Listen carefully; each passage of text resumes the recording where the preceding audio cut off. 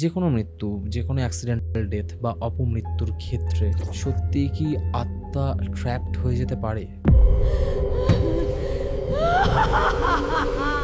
আমি প্রতিদিনকার মতোই রাত্রিবেলা ১১টা ১১:৩০টার মধ্যে বাড়ি ফিরে যাই। হঠাৎ করে ফোনটা ভাইব্রেট হচ্ছে, নাম্বারটা অচেনা নাম্বার। ওনার মা দীর্ঘদিন ধরে গলায় থ্রোট ক্যান্সারে ভুগছিলেন। উনি বলছেন যে মা প্রতিনিয়ত জল তেষ্টা পেত আর জল জল করে চিৎকার করতো, কথা বলতে পারতো না। যেটুকুন বলতো এমন আকুতি সুরে বলতো, মনে হতো মা তার থেকে মারা গেলে হয়তো বাঁচা যায়।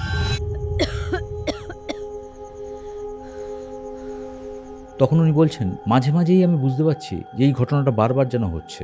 মাথায় কেউ হাত বোলাচ্ছে, ঠান্ডা যেন একটা হাত, হঠাৎ হঠাৎ কোনো শব্দ বারবার কানে যেন ভেসে আসছে, জল দে জল দে জল দে। রাত্রিবেলা একদিন ছেলে পাশেই শুয়ে আছে, কেঁদে উঠে বলল, বাবা ঠাম্মি এসছে, বাবা ঠাম্মি এসছে। না, ঠাম্মি আমাকে ডাকছে, বলছে এই জায়গাটা ভালো নয়, এখান থেকে তুই আমার সঙ্গে চলে চল।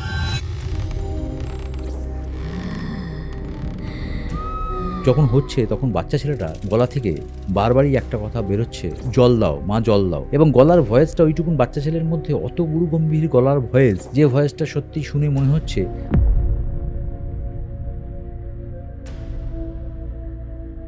একং শাস্ত্রং দেবগুপ্ত গীতম, একং দেব দেবগুপ্ত এব, এক মন্ত্রতস্য নমামি জানি, কর্মপেক্ষং তস্য দেবস্য সেবা।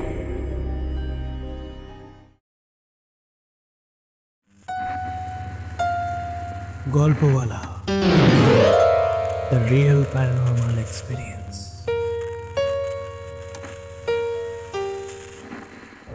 হ্যালো এভরিওয়ান, গল্পওয়ালার আরও একটা মারাত্মক হরর পডকাস্টে আপনাদের সকলকে ওয়েলকাম।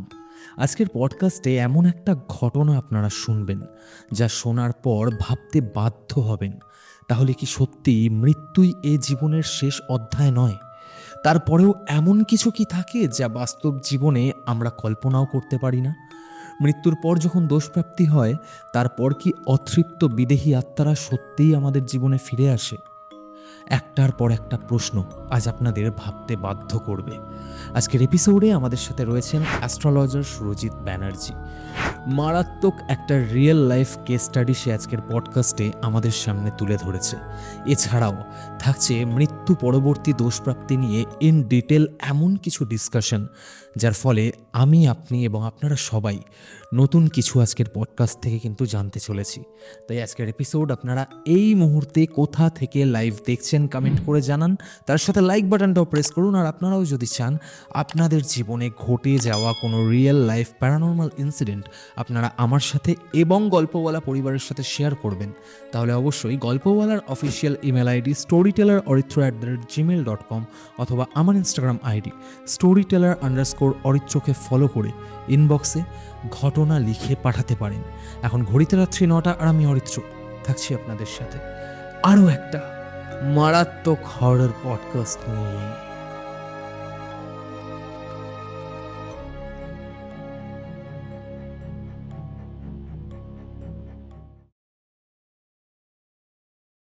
হ্যালো সুরজিৎ দা, Hello. Welcome to Golpowala. Thank you. কেমন আছো আগে বলো? ভালোই আছি অরিত্র, ভালো আছি। তুমি কেমন আছো? আমিও ভীষণ ভালো আছি। প্রায় 5 মাস পর আজ তোমার সাথে আমার দেখা হচ্ছে। 5 মাস, হ্যাঁ, অনেকটা দিন লাস্ট হয়ে গেল। আমরা কথা বলেছিলাম এবং আমাদের দেখা হয়েছিল জানুয়ারি মাসে, এবং আজকে প্রায় মের শেষ চলছে। তো তোমার সাথে কিছুদিন আগে যখন আমার কথা হলো, ইনফ্যাক্ট তুমি আমার সাথে কন্ট্যাক্ট করলে হ্যাঁ হ্যাঁ, এবং তুমি আমাকে জানিয়েছিলে যে একটা মানে প্যাথেটিক একটা কেস, আমি কেসই বলবো কারণ তুমি বলেছিলে যে এই ঘটনাটা আমি তোমার সামনে বসেই বলবো। ন্যাচারালি আমরা বিভিন্ন এপিসোড নিয়ে যখন কথা বলি তখন ফোনে আমি কিছুটা ঘটনা শুনি, দেন আমরা ডিসাইড করি যে ওই কেস স্টাডিটা নিয়ে কাজ করবো কি না। বাট দিস টাইম মানে তুমি আমাকে বললে যে এটা সামনে বসে ছাড়া বলা যাবে না, তো আমি ভীষণভাবে এক্সাইটেড। এক্স্যাক্টলি। কেসটা সত্যি, এটা ঘটনা বলবো না, মানে এটা কোনো গল্প বা ঘটনা নয়, এটা একটা কেস। মানে এটা মানে আমি সেই জন্যই তোমাকে বলেছিলাম অরিত্র যে ফোনে ব্যাপারটা ডিসকাস করা যাবে না, সামনাসামনি না হলে ব্যাপারটা ইনকমপ্লিট থেকে যাবে। কারণ ব্যাপারটার মধ্যে যে অন্তর্নিহিত অর্থ বা যে ব্যাপারটার মধ্যে যে রোমহর্ষকর একটা পরিস্থিতি ভয়ঙ্কর কতখানি হতে পারে সেটা ফোনে ঠিক তার উপলব্ধি বা ফোনে বলে ঠিক জায়গাটা তৈরি হয় না। সুতরাং এটা আমি গল্প হিসাবে তুমিও নিও না, গল্প নয় এটা, এটা ওয়ান কাইন্ড অফ একটা কেস হিস্ট্রি যেটা সলভ এবং তার শুরু সবটাই আমার হাতে। সেই জন্যই তোমাকে বলেছিলাম যদি সামনাসামনি হয় তখন তোমাকে হয়তো আমি বলবো পুরো ব্যাপারটা। কি ঘটেছিল বলো তো? ঘটনাটা খুব মারাত্মক ঘটনা, আবারও বলবো না, এটা একটা কেস, কারণ এই কেসটা আমরা হ্যান্ডেল করেছি। তো ঘটনার প্রথম থেকেই শুরু করি, একদম প্রথম অধ্যায়। ঘটনাটা আমি প্রতিদিনকার মতোই রাত্রিবেলা 11টা সাড়ে 11টার মধ্যে বাড়ি ফিরে যাই। ফিরে যাওয়ার পর মোবাইলটা ভাইব্রেট করা থাকে, মোবাইলটা সাইলেন্ট করি না, ভাইব্রেট থাকে। আর তখন আর কারোর ফোন ধরতে পারি না। সারাদিন নানা পরিশ্রম করার পর বাড়ি ফেরার পর ক্লান্ত লাগে, সেই জন্য আমি শুয়ে পড়ারই চেষ্টা করি। একদমই কোনো বাইরের ফোন বা আননোন নাম্বারের ফোন একদমই ধরি না, 11টার পর তো ধরিই না। তো সেই রকমই একটা দিন, রাত্রিবেলা আমি শুতে যাচ্ছি, ফোনটা ভাইব্রেট করা, হঠাৎ করে ফোনটা ভাইব্রেট হচ্ছে। নাম্বারটা অচেনা নাম্বার, ঠিক নাম্বারটা চেনা নাম্বার না। আমি সচরাচর ধরি না, কিন্তু কখনো কখনো হয় না যে মনের মধ্যে রিপারকেট হয় যে ধরে নিই একবার। তো সেই কিউরিয়াসিটিতে ফোনটা ধরে নিই, নিজের অনিচ্ছাকৃতই ফোনটা ধরি। ধরার পর ওপাশের যিনি শুরু করেন বলতে যে আপনি কি সুরজিৎ ব্যানার্জি বলছেন? আমি বললাম হ্যাঁ, সুরজিৎ ব্যানার্জি বলছি। বলার সঙ্গে সঙ্গে উনি আমাকে বলেন যে আমাকে ক্ষমা করবেন, আমি এত রাত্রিবেলা আপনাকে ফোন করেছি বলে, কিন্তু আমি অপারক। তো আমি বললাম হ্যাঁ ঠিক আছে, কোথা থেকে বলছেন, কে বলছেন? তো উনি ওনার কথাগুলো সব বললেন, কোথা থেকে বলছেন, কে বলছেন, ওনার নামটাও উনি বললেন।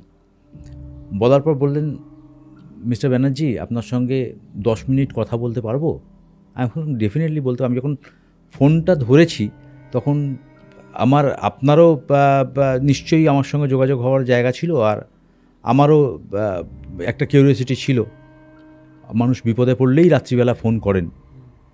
যাই হোক, আপনি ক্ষমা চাইবেন না, আপনি বলুন, আপনি নির্দ্বিধায় আমাকে বলুন কি হয়েছে। তো উনি তখন আমাকে বলেন যে 2024 সালে ঘটনাটি ঘটে। ওনার মা দীর্ঘদিন ধরে গলায় থ্রোট ক্যান্সারে ভুগছিলেন, দীর্ঘদিন ধরে। তো এই দীর্ঘদিন ধরে উনি বহু চেষ্টা করেন, বহু ডাক্তার দেখান, বহু আয়ুর্বেদিক টোটকা সব কিছুই করে ফেলিওর। মা চোখের সামনে মৃত্যুর মুখে যাচ্ছে, উনি প্রতিদিন প্রতিনিয়ত প্রতিটা মুহূর্ত দেখছিলেন, এবং প্রত্যেকটা মুহূর্ত উনি উপলব্ধি করছিলেন মা মৃত্যু যন্ত্রণায় ছটফট করছে, এবং সেই যন্ত্রণাটা চোখে দেখা যাচ্ছিল না। শেষ মুহূর্তে যখন ওনার মা মারা যাবার কিছুদিন আগে জল আর খেতে পারতেন না, চোখ দিয়ে শুধু অঝোর ঝালায় জল বেরোতো।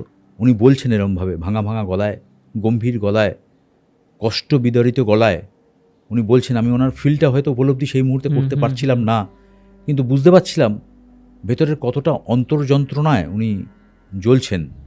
চোখের সামনে নিজের প্রাণের মানুষ, মা আমাদের সব থেকে তো প্রিয়, তো সেই জায়গা থেকে প্রাণের মানুষটা মারা যাচ্ছে, হাত পা বাঁধা, কিছু করতে পারছি না, তার যে যন্ত্রণা, সেই যন্ত্রণায় উনি 50% শেষই হয়ে গেছেন। উনি বলছেন যে মা প্রতিনিয়ত জল তেষ্টা পেত, আর জল জল করে চিৎকার করতো বিছানায় শুয়ে, কথা বলতে পারতো না। যেটুকুন বলতো এমন আকুতি সুরে বলতো, মনে হতো মা তার থেকে মারা গেলে হয়তো বাঁচা যায়।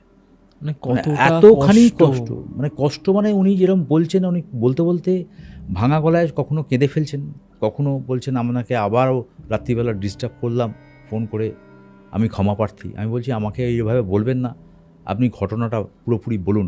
তো আমি বললাম প্রথম থেকে বলুন।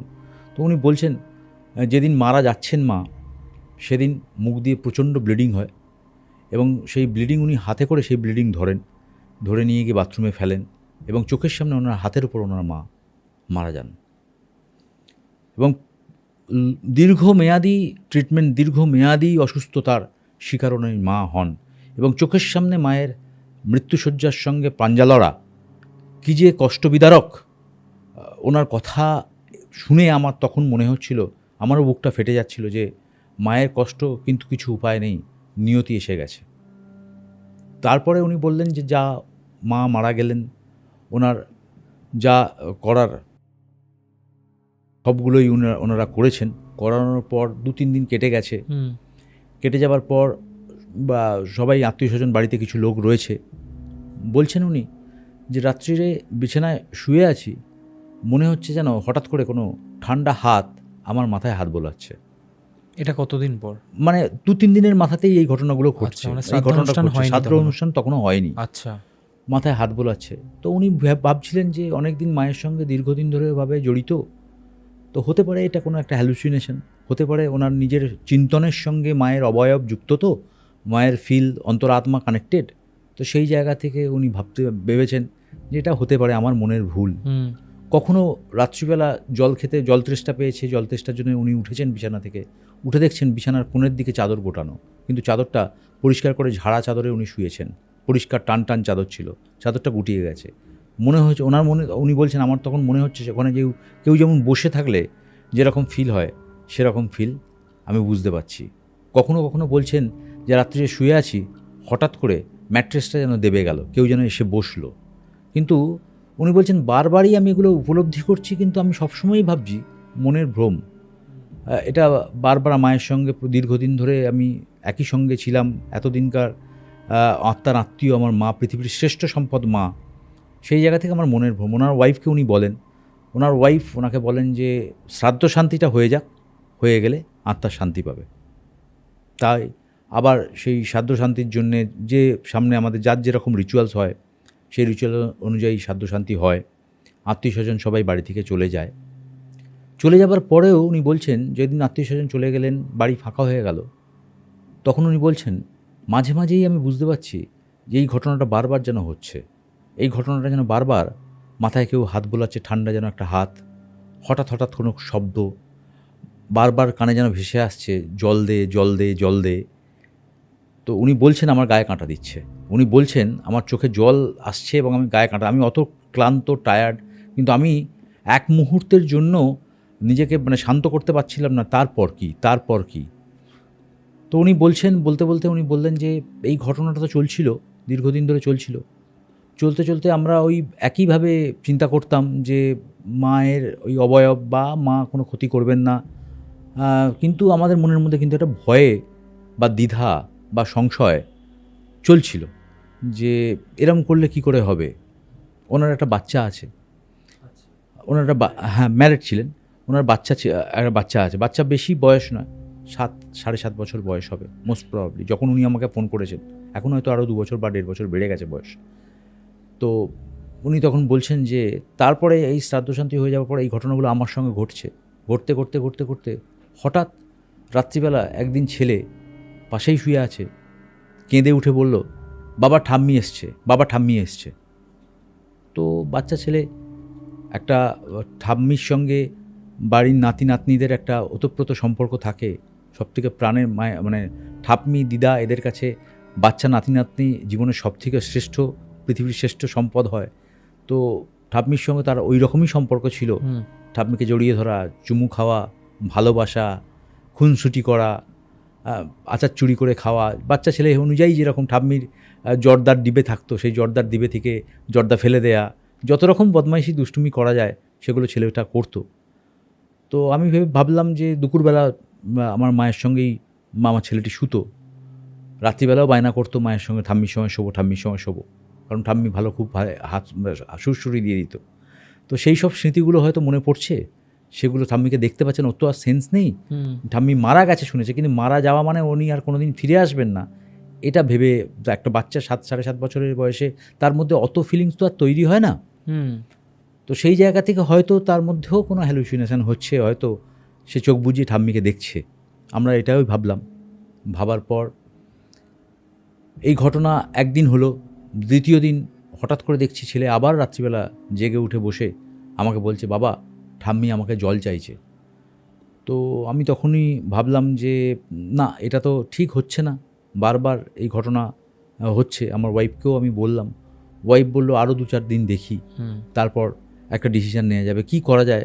ওনারাও জানতেন না যে তন্ত্রশাস্ত্র বা এই রকম ধরনের কাজকর্মের মাধ্যমে কিছুটা ডিমোরালাইজ হয়তো হয়, ওনাদের ক্ষেত্রেও কিছুটা আইডিয়া ছিল না, বা সেরকম ধরনের লোকের সঙ্গে ওনাদের যোগাযোগও ছিল না। তারপর উনি বলছেন যে বলতে বলতে ওনার গলা কাঁপছে এবং বলতে বলতে উনি ভীত সন্ত্রস্ত হচ্ছেন। এদিকে ওনার মা, ভালোবাসাও রয়েছে কিন্তু ভয়ও পাচ্ছেন, স্বাভাবিক একটা ব্যাপার। দুটো মিলিয়ে মিশিয়ে ওনার গলা কিন্তু ভাঙছে, বারবার ওনার নিঃশ্বাস বন্ধ হচ্ছে, কথার মধ্যে জড়িয়ে যাচ্ছে কথা, বলতে বলতে চোখে জল আসছে। আমি বুঝতে পারছি ওনার ফিলিংসগুলো, ফোনের এপার থেকেই তো কিছুটা কথা বললে ফিল পাওয়া যায়। তো সেই জায়গা থেকে আমি বুঝছি, উপলব্ধিও করছি। ওনাকে আমি বলছি আপনি শান্ত হন, শান্ত হয়ে পুরো ঘটনাটা ভালো করে বলুন আবার।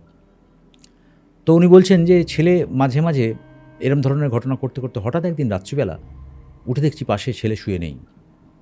তো আমরা মারাত্মকভাবে ভয় পেয়ে যাই এবং আলো টালো জ্বালিয়ে ছুটে নেমে যাই নিচের দিকে, নিচের ঘরেতে। ওনারা ওপর ঘরে শুতেন, নিচের ঘরে যে ড্রয়িং রুম আছে, হঠাৎ দেখি ড্রয়িং রুমে দাঁড়িয়ে ছেলে ঠাম্মির ছবিটা লাগানো ড্রয়িং রুমেতে রয়েছে, ড্রয়িং রুমের দিকে তাকিয়ে হাত নেড়ে কিছু বলার চেষ্টা করছে। আমি গিয়ে ধরে বলি, বাবু কী করছিস? না, ঠাম্মি আমাকে ডাকছে, বলছে এই জায়গাটা ভালো নয়, এখান থেকে তুই আমার সঙ্গে চলে চল। আমি বলছি আমার গায়ে কাঁটা দিচ্ছে। তো উনি এটা শোনার পর উনি বলছেন আমি তখন কিন্তু সত্যিকারের ভয় পেতে আরম্ভ করেছি, কারণ আমি আমার মাকে হারিয়েছি, আমি নিজেও ফিল করছি, আমার সন্তানও ফিল করছে, কিছু খারাপ হয়ে যাবে না তো।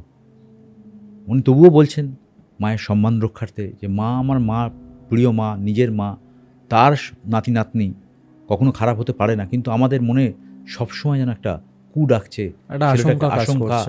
ছেলেটার মধ্যে অ্যাবনর্মাল বিহেভিয়ার, ছেলেটা বারবার এই ছুটে যাওয়া, রাত্রিবেলা উঠে বসা, এই করতে করতে চলতে থাকে। বলে একদিন হঠাৎ রাত্রিবেলা বুঝতে পারছি যেন বাথরুমের দরজাটা কেউ খুললো ঠক করে। আমি ছুটে গিয়ে দেখলাম বাথরুমের দরজাটা সত্যিই খোলা, কিন্তু বাথরুমটা আমরা আটকে দিয়ে এসেছিলাম। বলছে এরকম ধরনের ঘটনা বারবার আমরা উপলব্ধি করছি। একদিন সন্ধেবেলা বাড়িতে বসে আছি, সবাই আমরা একটু চা খাচ্ছি, ছেলেটিও রয়েছে, আমার ছেলেও রয়েছে। হঠাৎ একটা বিভৎস গন্ধ, সেই গন্ধটা মরা গাড়িতে যেরকম ধূপ লাগানো হয় সেরকম ধূপের একটা গন্ধ চারিদিকে যেন মম করে উঠলো, যেন গা গলিয়ে বমি পাচ্ছে। বাচ্চা ছেলেটা প্রচণ্ড পরিমাণ কাশতে আরম্ভ করে এবং কাশতে কাশতে বলে, বাবা দম বন্ধ হয়ে যাচ্ছে, তুমি আমাকে বাইরে নিয়ে চলো। আমি ছুটে বাইরে নিয়ে গেলাম, আসার পর দেখছি ঘরের মধ্যে আর গন্ধটা নেই। বলছে এরম ধরনের ঘটনা মাঝে মাঝেই হচ্ছে, কখনো আলো নিভে যাচ্ছে, নতুন বাল্ব লাগাচ্ছি, নতুন বাল্ব কেটে যাচ্ছে, নতুন বাল্ব লাগাচ্ছি, রাত্রিবেলা আলো সুইচ নিভিয়ে আসছি, সুইচ বন্ধ করে আসছি, দেখছি গিয়ে আলোটা জ্বলছে। কখনো কখনো কল থেকে জল পড়ার আওয়াজ পাচ্ছি, উঠে গিয়ে দেখছি জল পড়ছে না। তো এইরকম ধরনের ঘটনা বারবার ঘটছে, বারবার দেখছি। ছেলেটাও বারবার এই রকম সমস্ত কার্যকলাপের সঙ্গে যুক্ত হচ্ছে, কখনো হাত নেড়ে খেলছে, কখনো রাত্রিবেলা চমকে উঠছে, কখনো গিয়ে বলছে আমার মাথায় ঠাম্মি হাত বোলাচ্ছে, কখনো বলছে আমি ঠাম্মির সঙ্গে খেলা করছি, ঠাম্মির জর্দার গন্ধ পাচ্ছি, ঠাম্মির জর্দাটা কোথায় রয়েছে। তো এই ধরনের ঘটনা করতে করতে করতে করতে আমি দেখতে পাচ্ছি যে আমার ছেলের বডি ওয়েট কমছে আস্তে আস্তে, বডি ওয়েটটা আস্তে আস্তে কমছে। একটা অ্যাবনর্মালিটি ছেলেটার মধ্যে রয়েছে, আমার মধ্যেও অস্বস্তির ভাব একটা রয়েছে। আমি গলার জোরে বা শারীরিক জোরে বা মানসিক জোরে সকলের সামনে দেখাচ্ছি আমি সুস্থ, কিন্তু আমার রাত্রিবেলা শুতে একটা কীরকম যেন ভালো লাগছে না, যেন সবসময় মনে হচ্ছে ছেলেটা বোধহয় উঠে বেরিয়ে গেল।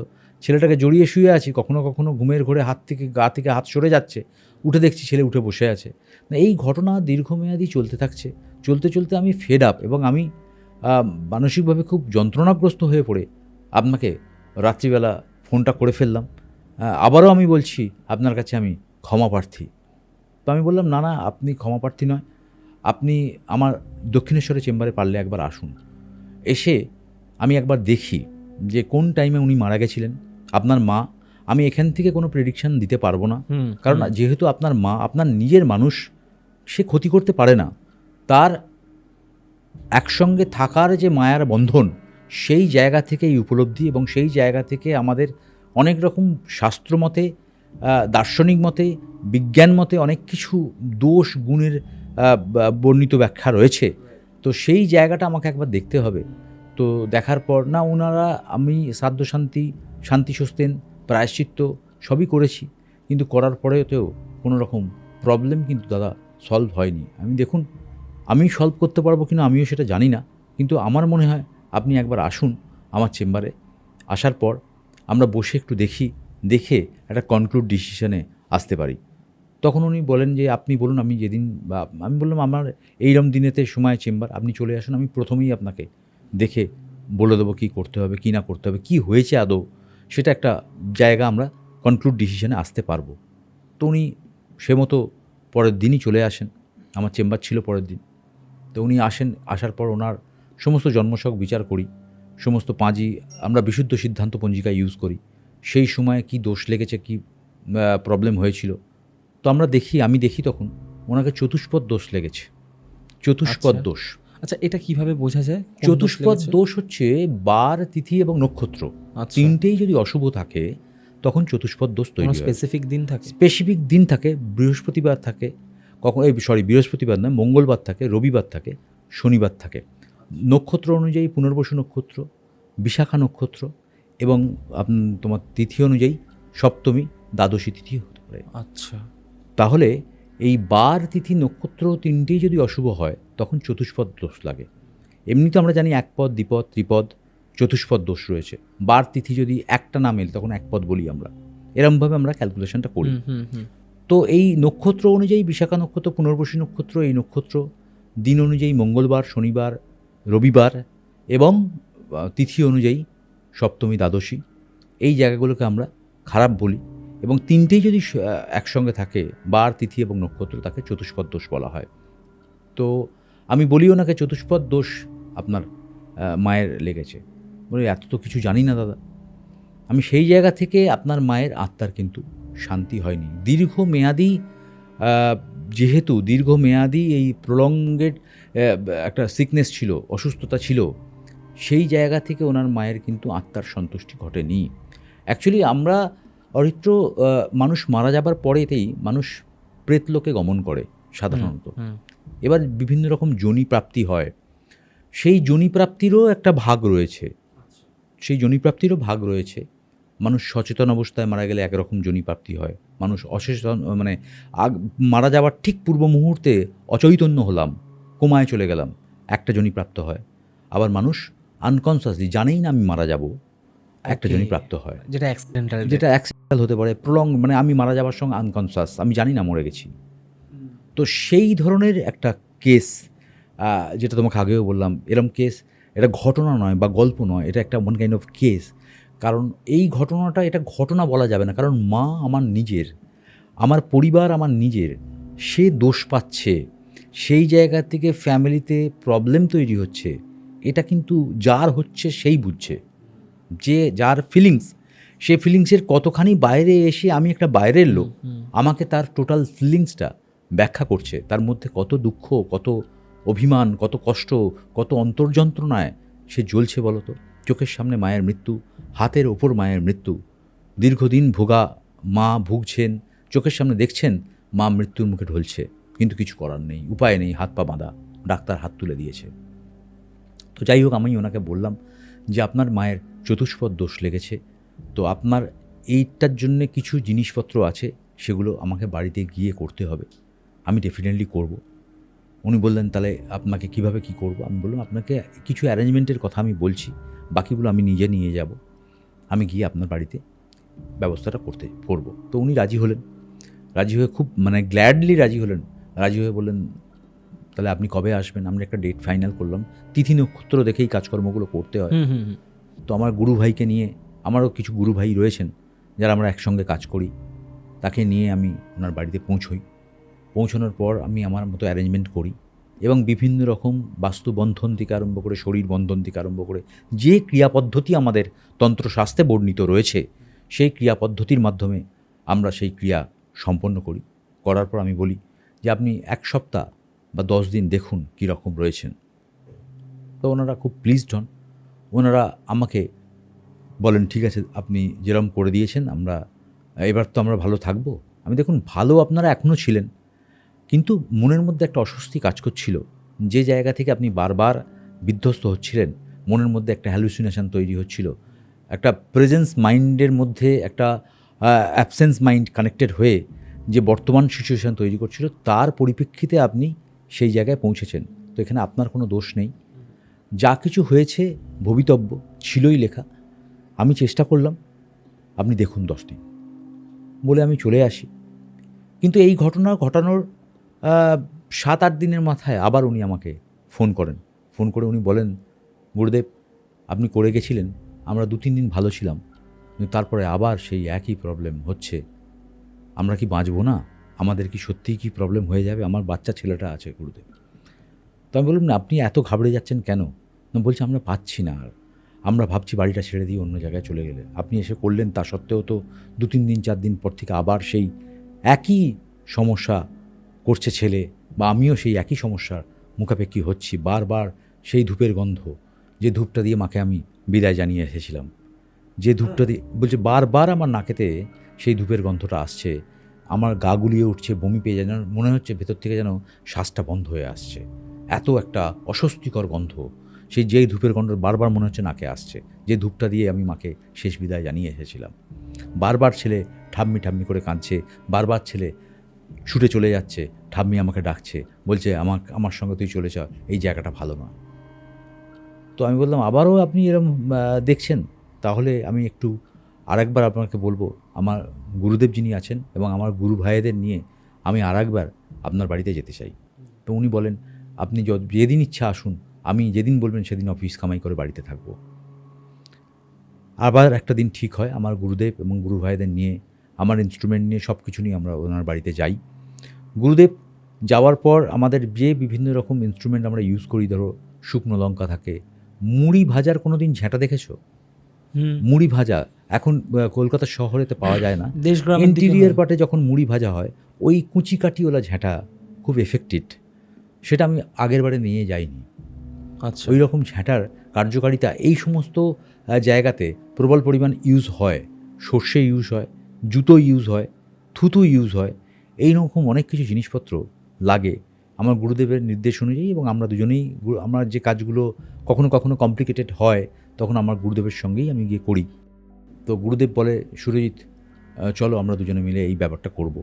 এবং আমার গুরু ভাইদের নিয়ে হাজির হই, এবং এই সমস্ত জিনিসপত্র আমরা, তন্ত্রের যেসব সামগ্রী, কালো তিল, এই সমস্ত সামগ্রী, আরও কিছু বহু রকম কুশ আছে, হ্যাঁ, সমস্ত জিনিসপত্র নিয়ে গিয়ে আমরা হাজির হই। হাজির হওয়ার পর আমরা আমার গুরুদেবের কথা অনুযায়ী এবং আমি দুজনে মিলে আমরা বিভিন্ন রকম কার্যকলাপ যা আছে সেই কার্যকলাপ দিয়ে, এবং কিছু পেরেক তৈরি হয়, আয়াত লাগানো পেরেক তৈরি হয়, সেই সমস্তকে প্রাণ প্রতিষ্ঠা করে আমরা বাস্তু বান্ধন করি, ওনাদের শরীর বন্ধন করি।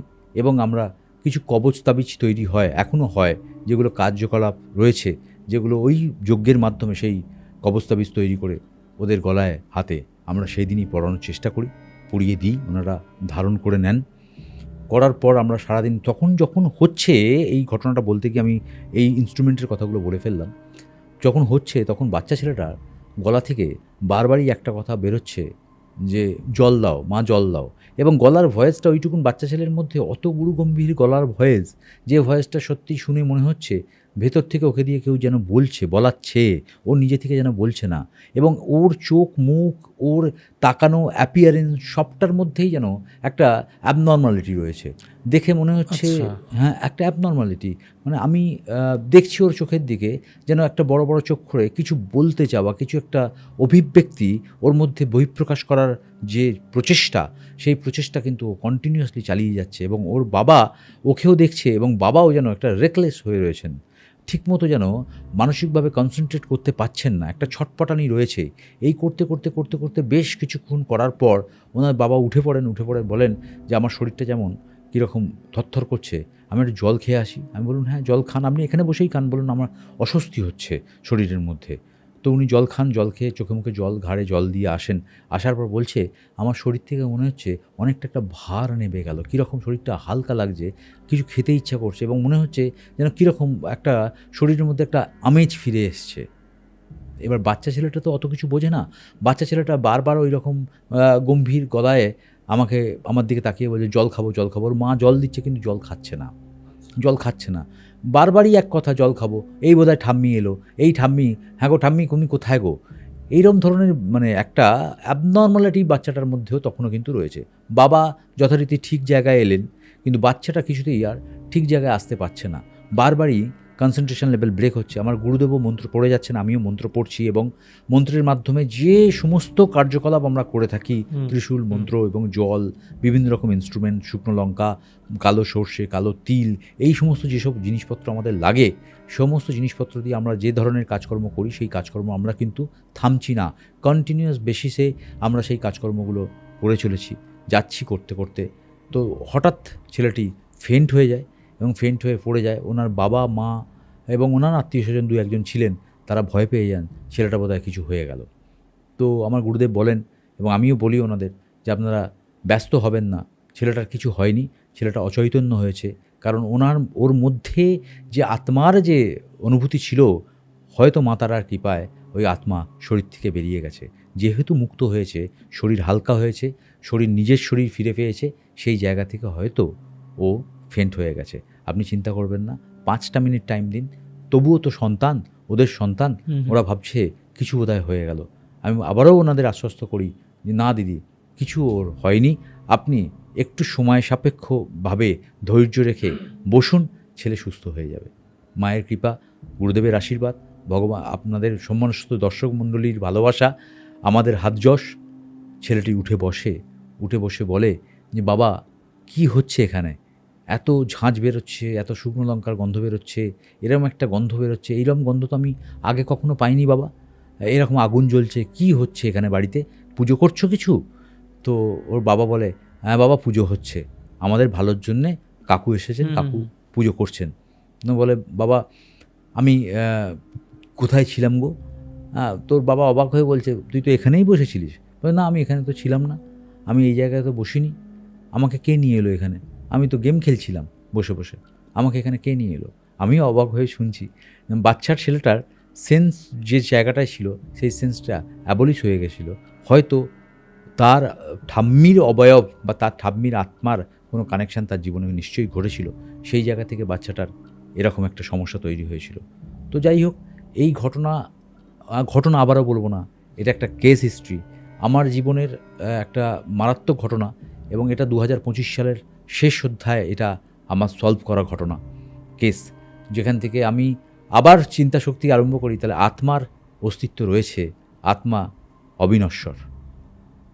তো এই জায়গা থেকে আমি সকলকেই বলবো যে আমরা যে আত্মা সম্পর্কে একটা ধারণা রয়েছে যে আত্মা নেই, বিজ্ঞান তার কোনো প্রকৃষ্ট প্রমাণ দিতে পারেনি আত্মা রয়েছে কিনা। গীতা বলছে আত্মা এক দেহ থেকে অন্য দেহ প্রাপ্তি ঘটে। যেমন আমরা প্রতিদিন নতুন জামা কাপড় পরার চেষ্টা করি, বা কাঁচা জামা কাপড় পরার চেষ্টা করি, নিজেকে ধৌত করি, তেমনও আত্মা রুগ্ন শরীর ছেড়ে নতুন শরীর খোঁজে। তাহলে আত্মা অবিনশ্বর, আত্মার কিন্তু বিনাশ হয় না, তার প্রকৃত পক্ষে তার সৎকার, তার প্রায়শ্চিত্তের মাধ্যমে তাকে মুক্তি দেওয়া হয়। এটা শেষ পর্যন্ত তাহলে এটা কি হলো, মানে ওনার যে মায়ের যে অতৃপ্ত আত্মার শেষ পর্যন্ত ওনার যে বডি ল্যাঙ্গুয়েজ ছিল, সেই জায়গা থেকে এই ক্রিয়াকলাপ বা এই কর্মকাণ্ডের মাধ্যমে ওনারা রিলিফ পেলেন। রিলিফ পাওয়ার পর ওনারা সুস্থ স্বাভাবিক জীবন অবলম্বন করলেন, এবং আমাকে তো ধন্যবাদ দেনই, এখনও যোগাযোগ রয়েছে ওনাদের সঙ্গে। তা ওনার মা মারা গেছিলেন 2024 সালের 13ই ফেব্রুয়ারি মারা গেছিল। আমি কেসটা করেছি কিন্তু 2025 সালের লাস্ট অধ্যায়, মানে অ্যাপ্রক্সিমেটলি 2 বছর। অ্যাপ্রক্সিমেটলি 2 বছর ইন বিটুইন এই ঘটনাগুলো ঘটেছে। কিন্তু সবাইয়ের কাছে সবাইকে বলেছে, কেউ হেসেছে, কেউ তাচ্ছিল্য করেছে, কেউ বা মিসগাইড করেছে। তো এই মিসগাইড, তাচ্ছিল্য, একটা অবিশ্বাস যেরকম আমরা করি সাধারণত, যে না ওটা কিছু নয়, ওটা একটা হ্যালুসিনেশন, না ওটা কিছু নয়, ওটা মায়ের সঙ্গে দীর্ঘদিন একসঙ্গে থাকার জন্য প্রলংয়ের সিকনেস ছিল। এই ইগনোরেন্সটা তো সে নিজেও করেছে, সেও অতখানি খেয়াল করেনি যে মা চতুষ্পদ দোষপ্রাপ্তি হয়েছে, তার জন্যে আত্মার শান্তি হয়নি, আমার মা কত ক্ষতি করতে পারে। ওনারা ক্ষতি শিকার হননি, কিন্তু জীবনযাত্রার ছন্দপতন ঘটেছিল, জীবনের যে ছন্দপতন, সেই ছন্দপতন ওদের জীবনে কিন্তু সেই জায়গা থেকে ঘটেছিল। তো তো সেই জায়গা থেকে ছন্দপতনের ঘটনাটা যখন উনি বলছেন, আমাকে কেসটা সলভ করার বলছেন, এটাও মোটামুটি ধরো 2 মাস লেগে গেছে, যাতায়াত, কথাবার্তা সব কিছু মিলিয়ে মিশিয়ে করতে, আমারও সময়, ওনাদের সময়, সব কিছু। ওনারা চাইছিলেন এগ্রেসিভলি সঙ্গে সঙ্গে করতে, কিন্তু সঙ্গে সঙ্গে তো সব জিনিসটা হয় না, কারণ একটা গ্রহ নক্ষত্রর ব্যাপার থাকে, একটা নাক্ষত্রিক বিচার থাকে। যে জায়গায় যাচ্ছি সেই জায়গায় বন্ধন শক্তি কীরকম, তার নেগেটিভ ভাইব্রেশন আমাদের শরীরে কীরকম বর্তাবে, সবটা দেখে করাই উচিত। অত ইজিয়েস্ট ব্যাপার এটা কিন্তু নয়। আমরা এই যে আত্মা, ভূত, প্রেত এই সমস্ত কাজকর্মের সঙ্গে যুক্ত থাকি, কখনো কখনো মানুষের মানে কৃতকর্মের জন্য মানুষের কিছু ভুল। এবার মানুষ কখন মারা যাবে মানুষ তো জানে না, সে কোন দোষ পাবে বা দোষ পাবে কি না, আদৌ সে কোনো যোনি প্রাপ্তি হবে কি না, মানুষ কিন্তু জানে না। মানুষ না জেনেই মানুষের মৃত্যু হয়। তো সেই জায়গা থেকে কেউই এখানে দোষী নয়, কিন্তু তার ভবিতব্য, তার ভাগ্য, সেটাই তাকে দোষারোপ করছে। তো সেই জায়গা থেকে তারা এখন মুক্ত, ভালো রয়েছে, ওই বাড়িতেই রয়েছে, ওর বাড়িতেই মায়ের প্রতি বছরই শ্রাদ্ধ শান্তি ওনারা যেরকম বাৎসরিক কাজ ক্রিয়াকলাপ হয় ওনারা করেন। এখন ওনারা খুবই ভালো রয়েছেন, বাচ্চাটাও অনেকটা বড় হয়ে গেছে, আমার সঙ্গে এখনও যোগাযোগ ওনাদের সঙ্গে রয়েছে।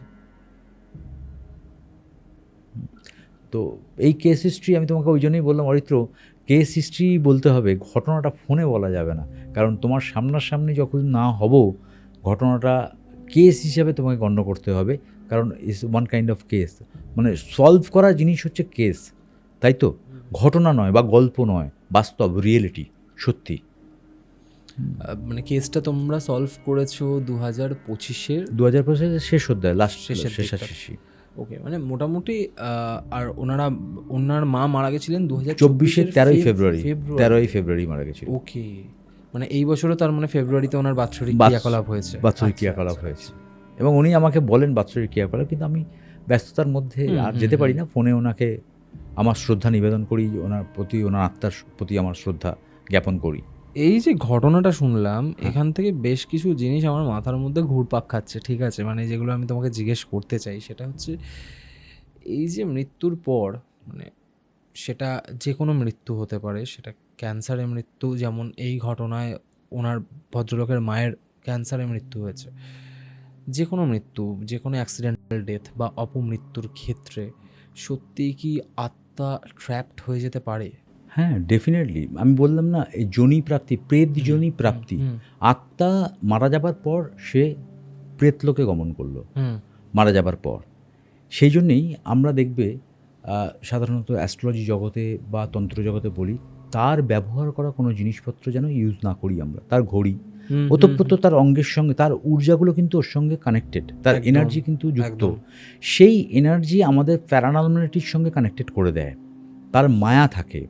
তার অতৃপ্ত আত্মা বলি কেন, অতৃপ্ত আত্মা, সে দীর্ঘদিন রোগে ভুগছে, তার মধ্যে অনেক স্বপ্ন ছিল, তার মধ্যে অনেক কিছু আগ্রহ ছিল, কিছু উচ্চাকাঙ্ক্ষা ছিল, অনেক কিছু ডিপ্রেস হয়ে গেল, করতে পারলো না, বীজপথে তাকে চলে যেতে হলো এই পৃথিবী ছেড়ে, এই নশ্বর জীবন ছেড়ে। তো এই জায়গা থেকে বলবো ডেফিনেটলি আত্মার তো ডেফিনেটলি বিভিন্ন রকম যোনি প্রাপ্তি ঘটে। যেমন ধরো, আমি তোমাকে একটা এক্সাম্পল, স্বামী পরমানন্দজি বলছেন যে মানুষ বুঝতে পারে যখন আমি মরে যাচ্ছি, তখন সে দেবযান প্রাপ্তি হয়, তার দেবযান প্রাপ্তি হয়। যখন সে মৃত্যুর আগে বুঝতে পারে আমি মারা যাব বা আনকনসাস হয়ে গেছে, তখন তাকে পৃথ্বীযান প্রাপ্ত হয়। আচ্ছা। আর যখন আনকনসাস নয়, আমি মারা যাচ্ছি, আমার কোনো জ্ঞান নেই, আমার অবচেতন মন আমার শরীর থেকে বেরিয়ে চলে গেল, তখন সেটা ধ্রুবযানে গণ্য করা হয়, সেটাই কিন্তু প্রেতযোনি। আচ্ছা, সেটাই কিন্তু প্রেতযোনি। তো আত্মা হচ্ছে অবিনশ্বর। গীতায় খুব ভালো একটা শ্লোক আছে, মলিন মোচনং পুংসানং জলস্নান দিনে দিনে গীতামৃত স্নান সংসার মদনাশনম। সংসারের মল নাশ করার জন্য আমরা যেমন নিজেকে ধৌত করি, তেমনই আত্মাও নিজেকে ধৌত করতে চায়, মানে নিজের রুগ্ন দেহ থেকে বেরিয়ে নতুন দেহ ধারণ করতে চায়। আর এই যে মৃত্যুর সময় যে দোষ প্রাপ্তি হয়, আমি এটা নিয়ে একটু তোমার কাছ থেকে ডিটেলে জানতে চাই। বলো এই না। যে একপদ দোষ, দ্বিপদ, ত্রিপদ বা চতুষ্পদ। চতুষ্পদ দোষ, চতুষ্পদ। ঠিক আছে? এই যে দোষ প্রাপ্তিগুলো হয়, এগুলো একটু তুমি আমাকে ডিটেলে বোঝাও, আমার সত্যিই জানা নেই। অ্যাকচুয়ালি একপদ দোষ মানে হচ্ছে চতুষ্পদ দোষ সম্পর্কে আগে বলি। হুম বললাম যে বার, তিথি, নক্ষত্র এই তিনটে যদি তোমার অশুভ থাকে হুম সংযোগস্থলে, বৈদিক শাস্ত্র, জ্যোতিষশাস্ত্র এবং তোমার পঞ্জিকা শাস্ত্র অনুযায়ী যদি আমরা গণনা করি, হুম তাহলে আমরা চতুষ্পদ দোষ প্রাপ্তি হয়। এবার এর মধ্যে একপদ দোষ, যেখানে বার আর তিথির মধ্যে যে কোনো একটা হবে, আচ্ছা একটা খারাপ, অশুভ একপদ। দ্বিপদের ক্ষেত্রে দুটো খারাপ, বার এবং নক্ষত্রের মধ্যে দুটোই খারাপ হয়ে গেল দ্বিপদ। ত্রিপদের ক্ষেত্রে তিনটে খারাপ। চতুষ্পদ দোষটাকে আমরা কানেক্টেড করেছি তিনটে পদ: হুম ক্ষেত্র, সাধ্য, হেতু। ক্ষেত্র, আচ্ছা। সাধ্য, হেতু। চতুষ্পদ ছাগলের চতুষ্পদ। তো ওইখান থেকে একটা পদ যোগ করা হয়ে চতুষ্পদ দোষ হচ্ছে। তাহলে চতুষ্পদ দোষে হচ্ছে বার, তিথি এবং নক্ষত্র যদি তোমার অশুভ থাকে, সেখান থেকে চতুষ্পদ দোষ প্রাপ্তি হয়। পুষ্কর দোষও কেউ কেউ বলে থাকে। আচ্ছা, পুষ্কর যোনি। পুষ্কর যোনি তো আছে, পুষ্কর দোষ। অ্যাকচুয়ালি যোনি কথার অর্থ হচ্ছে উৎস। আচ্ছা উৎস। এই পুষ্কর যোনি মানে আমার উৎস। যোনি মানে শক্তি। হুম তুমি জানো যোনি পুজো আছে। হুম হুম হুম যোনি পুজো করা হয় কেন? শক্তির উৎস শক্তির হিসেবে উৎস। নারী শক্তিকে পূজা করা হয়। হুম নারী শক্তির মধ্যে যে শক্তি রয়েছে, অপার শক্তি। মা দুর্গা নারী শক্তি, কামাখ্যা নারী শক্তি। যোনি পুজোর রিচুয়ালস রয়েছে কেন? শক্তির অপার মহিমা। নারীকে পূজা করলে, যোনি পূজার পদ্ধতি যে প্রচলিত পদ্ধতি, সেখানে শক্তির উৎস হিসাবে তাকে পুজো করা হয়, নারীকে শক্তির রূপ হিসাবে পুজো করা হয়। তো এই যোনি পুজোর পদ্ধতিও তো রয়েছে। তো সেই ক্ষেত্র থেকে বলবো, এই যে দোষ প্রাপ্তি, এই দোষ প্রাপ্তি পঞ্জিকা শাস্ত্র এবং বৈদিক শাস্ত্র অনুযায়ী এটার কিন্তু একটা মাহাত্ম্য রয়েছে। এই পুষ্কর দোষটা কি? পুষ্কর দোষ মানে এই চতুষ্পদ দোষের কানেকশনকে আমরা পুষ্কর দোষ কেউ কেউ বলে থাকি, কেউ কেউ আমরা চতুষ্পদ দোষ আচ্ছা। বলে থাকি, দোষ বলে থাকি। পুষ্কর আবার এর একটা অন্তর্নিহিত অর্থ আছে। পুষ্কর কথাটা এলো কোথা থেকে? রাজস্থানে আজমিরের ভেতরে একটা গ্রাম রয়েছে, খুব মাহাত্ম্যপূর্ণ গ্রাম, যেখানে পুজো পাঠের একটা রিচুয়ালস রয়েছে। সেখান থেকে পুষ্কর কথার উৎপত্তি হয়েছে। আচ্ছা সেখান থেকে পুষ্কর, আজমিরের ভেতরে এই গ্রামটার মধ্যে থেকে পুষ্কর কথার Okay. উৎপত্তি হয়েছে। তো এই যে পুষ্কর বা দোষ বা এই চতুষ্পদ দোষ, একপদ দোষ, দ্বিপদ দোষ, ত্রিপদ দোষ, চতুষ্পদ দোষে কিন্তু পেটজনিতে গমন হয়। আচ্ছা তাহলে এই যে আত্মার পেটজনিতে গমন, তার ক্ষেত্র থেকে তার অতৃপ্ত আত্মা যেটা শান্তি পায়নি, এই যে আমি আমার কেস হিস্ট্রিটা তোমার কাছে তুলে ধরার চেষ্টা করলাম, এই জায়গা থেকে আত্মার অন্ত্যেষ্টিক্রিয়া বা প্রায়শ্চিত্ত বা তার প্রপার ওয়েতে যে শ্রাদ্ধ শান্তি। অ্যাকচুয়ালি এবার তুমি যদি বলো শ্রাদ্ধ শান্তি, আগে যে শ্রাদ্ধ শান্তি, পরমানন্দজি বলছেন, আগে যে শ্রাদ্ধ শান্তি মানে কি? শ্রাদ্ধ শান্তি মানে হচ্ছে আমার শ্রদ্ধা নিবেদন করা আমার পরমাত্মার প্রতি, আমার আত্মীয়ার প্রতি, আত্মীয়র প্রতি, আমার পিতামাতার প্রতি আমার শ্রদ্ধা অর্ঘ্য নিবেদন করা। কিভাবে করব? আমার শ্রাদ্ধ শান্তি প্রায়শ্চিত্তের মাধ্যমে আমি নিজেকে সমর্পণ করলাম। কিন্তু এখনকার যে রিচুয়ালস বা এখনকার যে শ্রাদ্ধ শান্তি, আমাদের ধৈর্য কোথায়? আমরা কোনো রকমের কাজটা করে দিতে চাই, মূল্য ইনফ্যাক্ট ধরে এখন দিই। তো শ্রাদ্ধানুষ্ঠানের বদলে স্মরণ সভাতে পরিণত স্মরণ হয়েছে। সভাতে পরিণত হয়েছে। তাহলে এই যে শ্রাদ্ধ শান্তি, প্রেতাত্মার মুক্তি, প্রেতাত্মা, আমি মা বাবাকে কাউকে ছোট করছি না, মা বাবা কখনো প্রেত হয় না, কিন্তু শাস্ত্র বলছে মানুষ মারা যাবার পর মানুষ প্রেতলোকেই গমন করে। সেই জন্য আমরা বলি মরা মানুষের ছবি টাঙাবেন না, বাড়িতে একটা পার্টিকুলার ওয়েতে টাঙাবেন, পার্টিকুলার দিশাতে টাঙাবেন। কেন বলি? কারণ আমাদের সে শুভাকাঙ্ক্ষী, আমাদের সে, তাদের রক্ত দিয়েই আমাদের শরীর তৈরি, কিন্তু তারা যখন মারা গেল আমরা তাকে মৃতদেহ বললাম। তাকে ছুঁলে আমাকে স্নান করতে বলছে সেই বাবা মা, যে বাবা মার আমরা নারী ছেঁড়া ধন 9 দিন গর্ভে রেখে মা আমাদের কোখ থেকে জন্ম দিয়েছে, তাকে ছোঁয়ার পর আমাদের স্নান করতে হচ্ছে। তাহলে বলো, শাস্ত্র তাহলে মানে শাস্ত্রে বর্ণিত আছে মা জীবিত অবস্থায় বা বাবা জীবিত অবস্থায় তোমার যে ভালোবাসা, তোমার যে শ্রদ্ধা নিবেদন, মৃত্যুর পর কিন্তু তার পরলোক গমন যেটা হচ্ছে, প্রেতলোকে গমন হচ্ছে। সে তোমার অশুভ ক্ষতি কিছু করবে না, কিন্তু তার আত্মার সঙ্গে তোমার আত্মার যে অবয়বের যে অন্তর্নিহিত কানেকশান রয়েছে, সেই কানেকশানের জন্যে তোমার মধ্যে সবসময় তার অবয়বের চিন্তা, এবং সে এই যে মায়ার বন্ধন ছেড়ে গমন করলো, তার আত্মা ত্যাগ করলো, সেই জায়গা থেকে সে বারবার তোমাকে দেখতে চায়, বারবার ফিরে আসে। ফিরে আসতে চায়, বারবার তোমার সুখ দুঃখ ভাগ করে নিতে চায়, যেটা তোমার সঙ্গে দীর্ঘদিন ধরে করেছিল। আচ্ছা, এই যে দোষ প্রাপ্তির কারণে, ঠিক আছে, মানে আত্মা কি অনেক বেশি, কি বলবো, ভয়ানক হয়ে উঠতে পারে? হ্যাঁ, ডেফিনেটলি ভয়ানক হয়ে উঠতে কারণ পারে। প্রেত লোকে তো কখনো প্রত্যেকটা কখনো মানুষ বা প্রত্যেকটা গমন প্রাণীর করে। আত্মা গমন এবার এই করছে। চতুষ্পদ দোষের ক্ষেত্রে প্রেতজনই গমন করলো, সেখান থেকে তার আত্মার প্রায়শ্চিত্ত হলো না, আত্মার মুক্তি হলো না। সে বারবার ফিরে আসার চেষ্টা করবে, বারবার বিভিন্নভাবে তোমাকে ডিস্টার্ব বলবো না, তোমাকে চেতনা শক্তি জাগানোর চেষ্টা করবে যে আমি শান্তি পাইনি, মানে নিজে অশান্ত হয়ে ওঠে। নিজে অশান্ত হয়ে ওঠে। তো সেই জায়গায় আত্মা অবিনশ্বর। এই নশ্বর দেহ থেকে যখন আত্মা ত্যাগ করে নতুন জীবন প্রাপ্তি ঘটে, নতুন দেহ প্রাপ্তি ঘটে, সে অবিনশ্বর। সেটাই হচ্ছে আমাদের জীবনের চালনা শক্তি। হ্যাঁ, এটাই হচ্ছে আমাদের জীবনের চালনা শক্তি। এবার দার্শনিক মত অনুযায়ী বলছে আত্মার কোনো অস্তিত্ব নেই, বিজ্ঞানও তাই বলছে। কিন্তু বৌদ্ধ, খ্রিস্টান, মুসলমান সবাই আমরা আত্মার অস্তিত্ব সম্পর্কে আমরা দেখিনি, কিন্তু আত্মা নিয়ে আমরা কিন্তু সম্মুখ ধারণার মধ্যেও নেই, আমরা কিন্তু দেখো, জানি না। আমরা তো মানে হাওয়াকেও চোখে দেখতে পাই না, হাওয়াকেও চোখে দেখতে আমরা পাই না, অক্সিজেনকেও চোখে দেখতে পাই না। কিন্তু তার মানে- উপলব্ধি, সেই উপলব্ধি সকলের মধ্যে আবার এই উপলব্ধি থাকে না।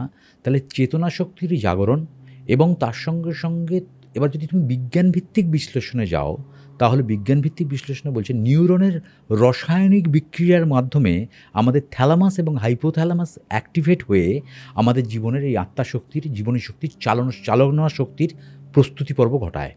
তাহলে নিউরনের রাসায়নিক বিক্রিয়া, সেই বিক্রিয়া আমাদের, নিউরন মানে হচ্ছে নার্ভ ওরিয়েন্টেড জায়গা, আমাদের মস্তককে নিয়ন্ত্রণ করে কে? শনি। সহস্র চক্র আমাদের মস্তকে রয়েছে, সেখানে রয়েছে থ্যালামাস, হাইপোথ্যালামাস। তাহলে সেই অ্যাক্টিভেশনের মাধ্যমে তোমার চালনা শক্তিকে প্রতিনিয়ত রিদিমে নিয়ে আসে, ছন্দে নিয়ে আসা নামই হচ্ছে আত্মা, বিজ্ঞান ভিত্তিক গবেষণা বলছে। এই যে মৃত্যুর ঠিক আগের যে স্টেজে, ঠিক আছে, যদি সে প্রচণ্ড তৃষ্ণার্ত থাকে, যদি তার অনেক বেশি অতৃপ্ত ইচ্ছা থাকে, কোনো আনফুলফিলড ডিজায়ার থাকে, সেক্ষেত্রে কি আত্মা অনেক বেশি, মানে মৃত্যুর পর আত্মা অনেক বেশি অ্যাগ্রেসিভ হয়ে যায়?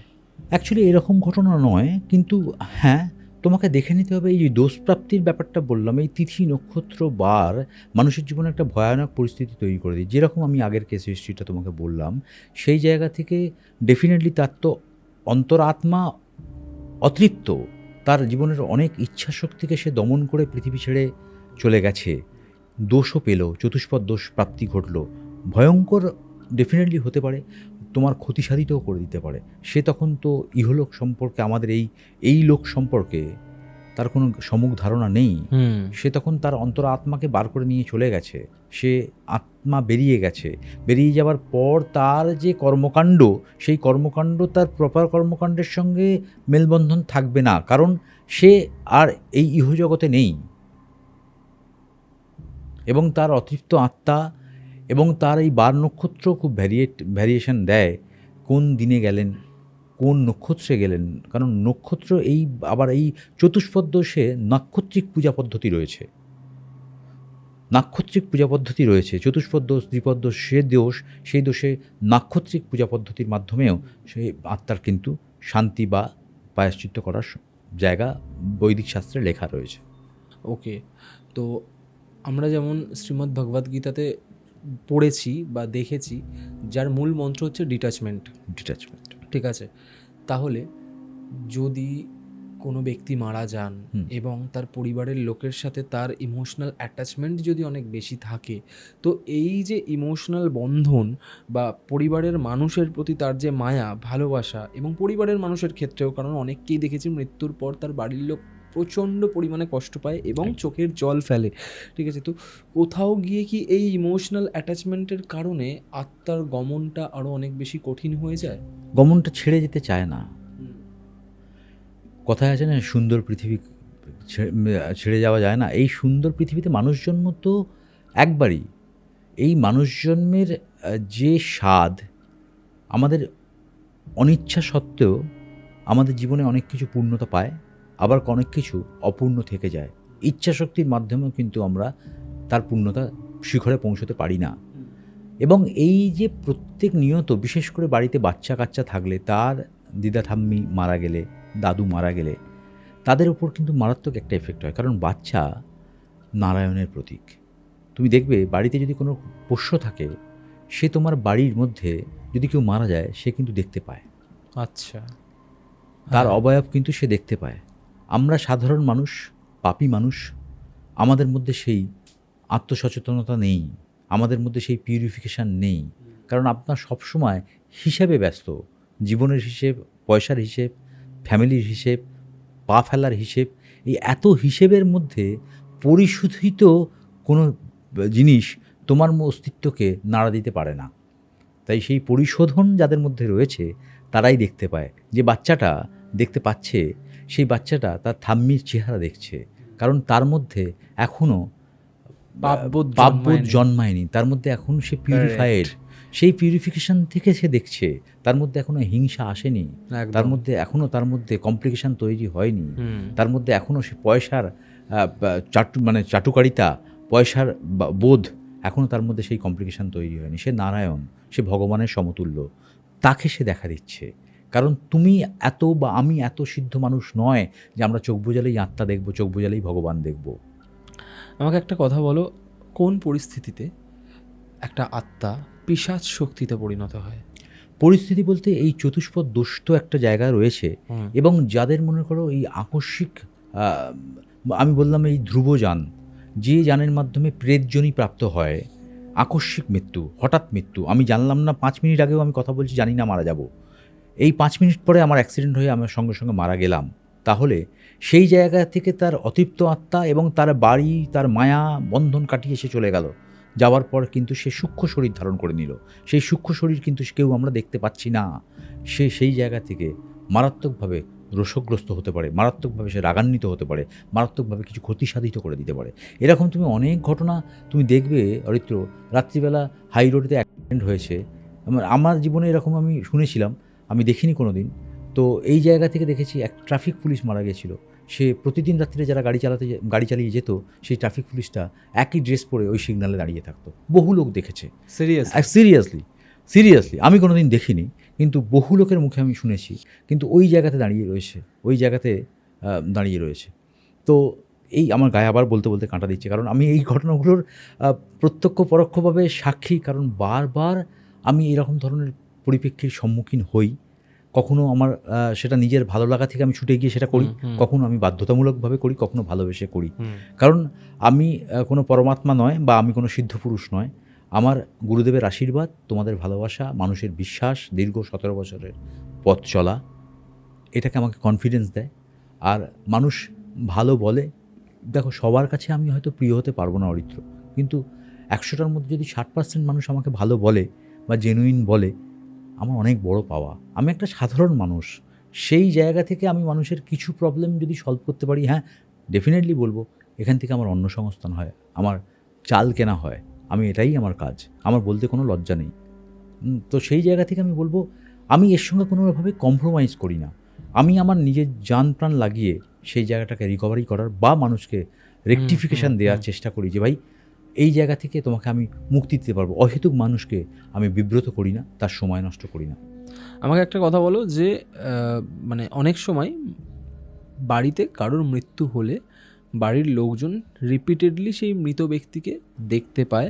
অনেক সময়, সব সময় যে হয় আমি সেটা বলছি না, বেশ কিছু ক্ষেত্রে আমরা এটা দেখে থাকি যে মৃত ব্যক্তিকে দেখা বা তাকে ফিল করা, বা কোথাও না কোথাও সে যেই পারফিউমটা ইউজ করতো সেই পারফিউমের স্মেল আসা, বা তুমি যেমন এই ঘটনায় বললে যে যেই ধূপকাঠিটা জ্বালানো হয়েছিল সেই গন্ধটা আসা, এগুলো যদি রিপিটেডলি ঘটতে থাকে বারবার করে, কারণ আমরা জানি যে আত্মার শান্তি বা আত্মার ঊর্ধ্বগতি শ্রাদ্ধানুষ্ঠানের পরে হয়, বাট অনেক সময় কি হয়, বাড়ির মধ্যে এই ধরনের এক্সিস্টেন্স যখন শুরু হয়ে যায় মানুষের মৃত্যুর পর, তখন অনেকে সেখান থেকে ভয়ও পায় এবং অসুস্থও হয়ে পড়ে।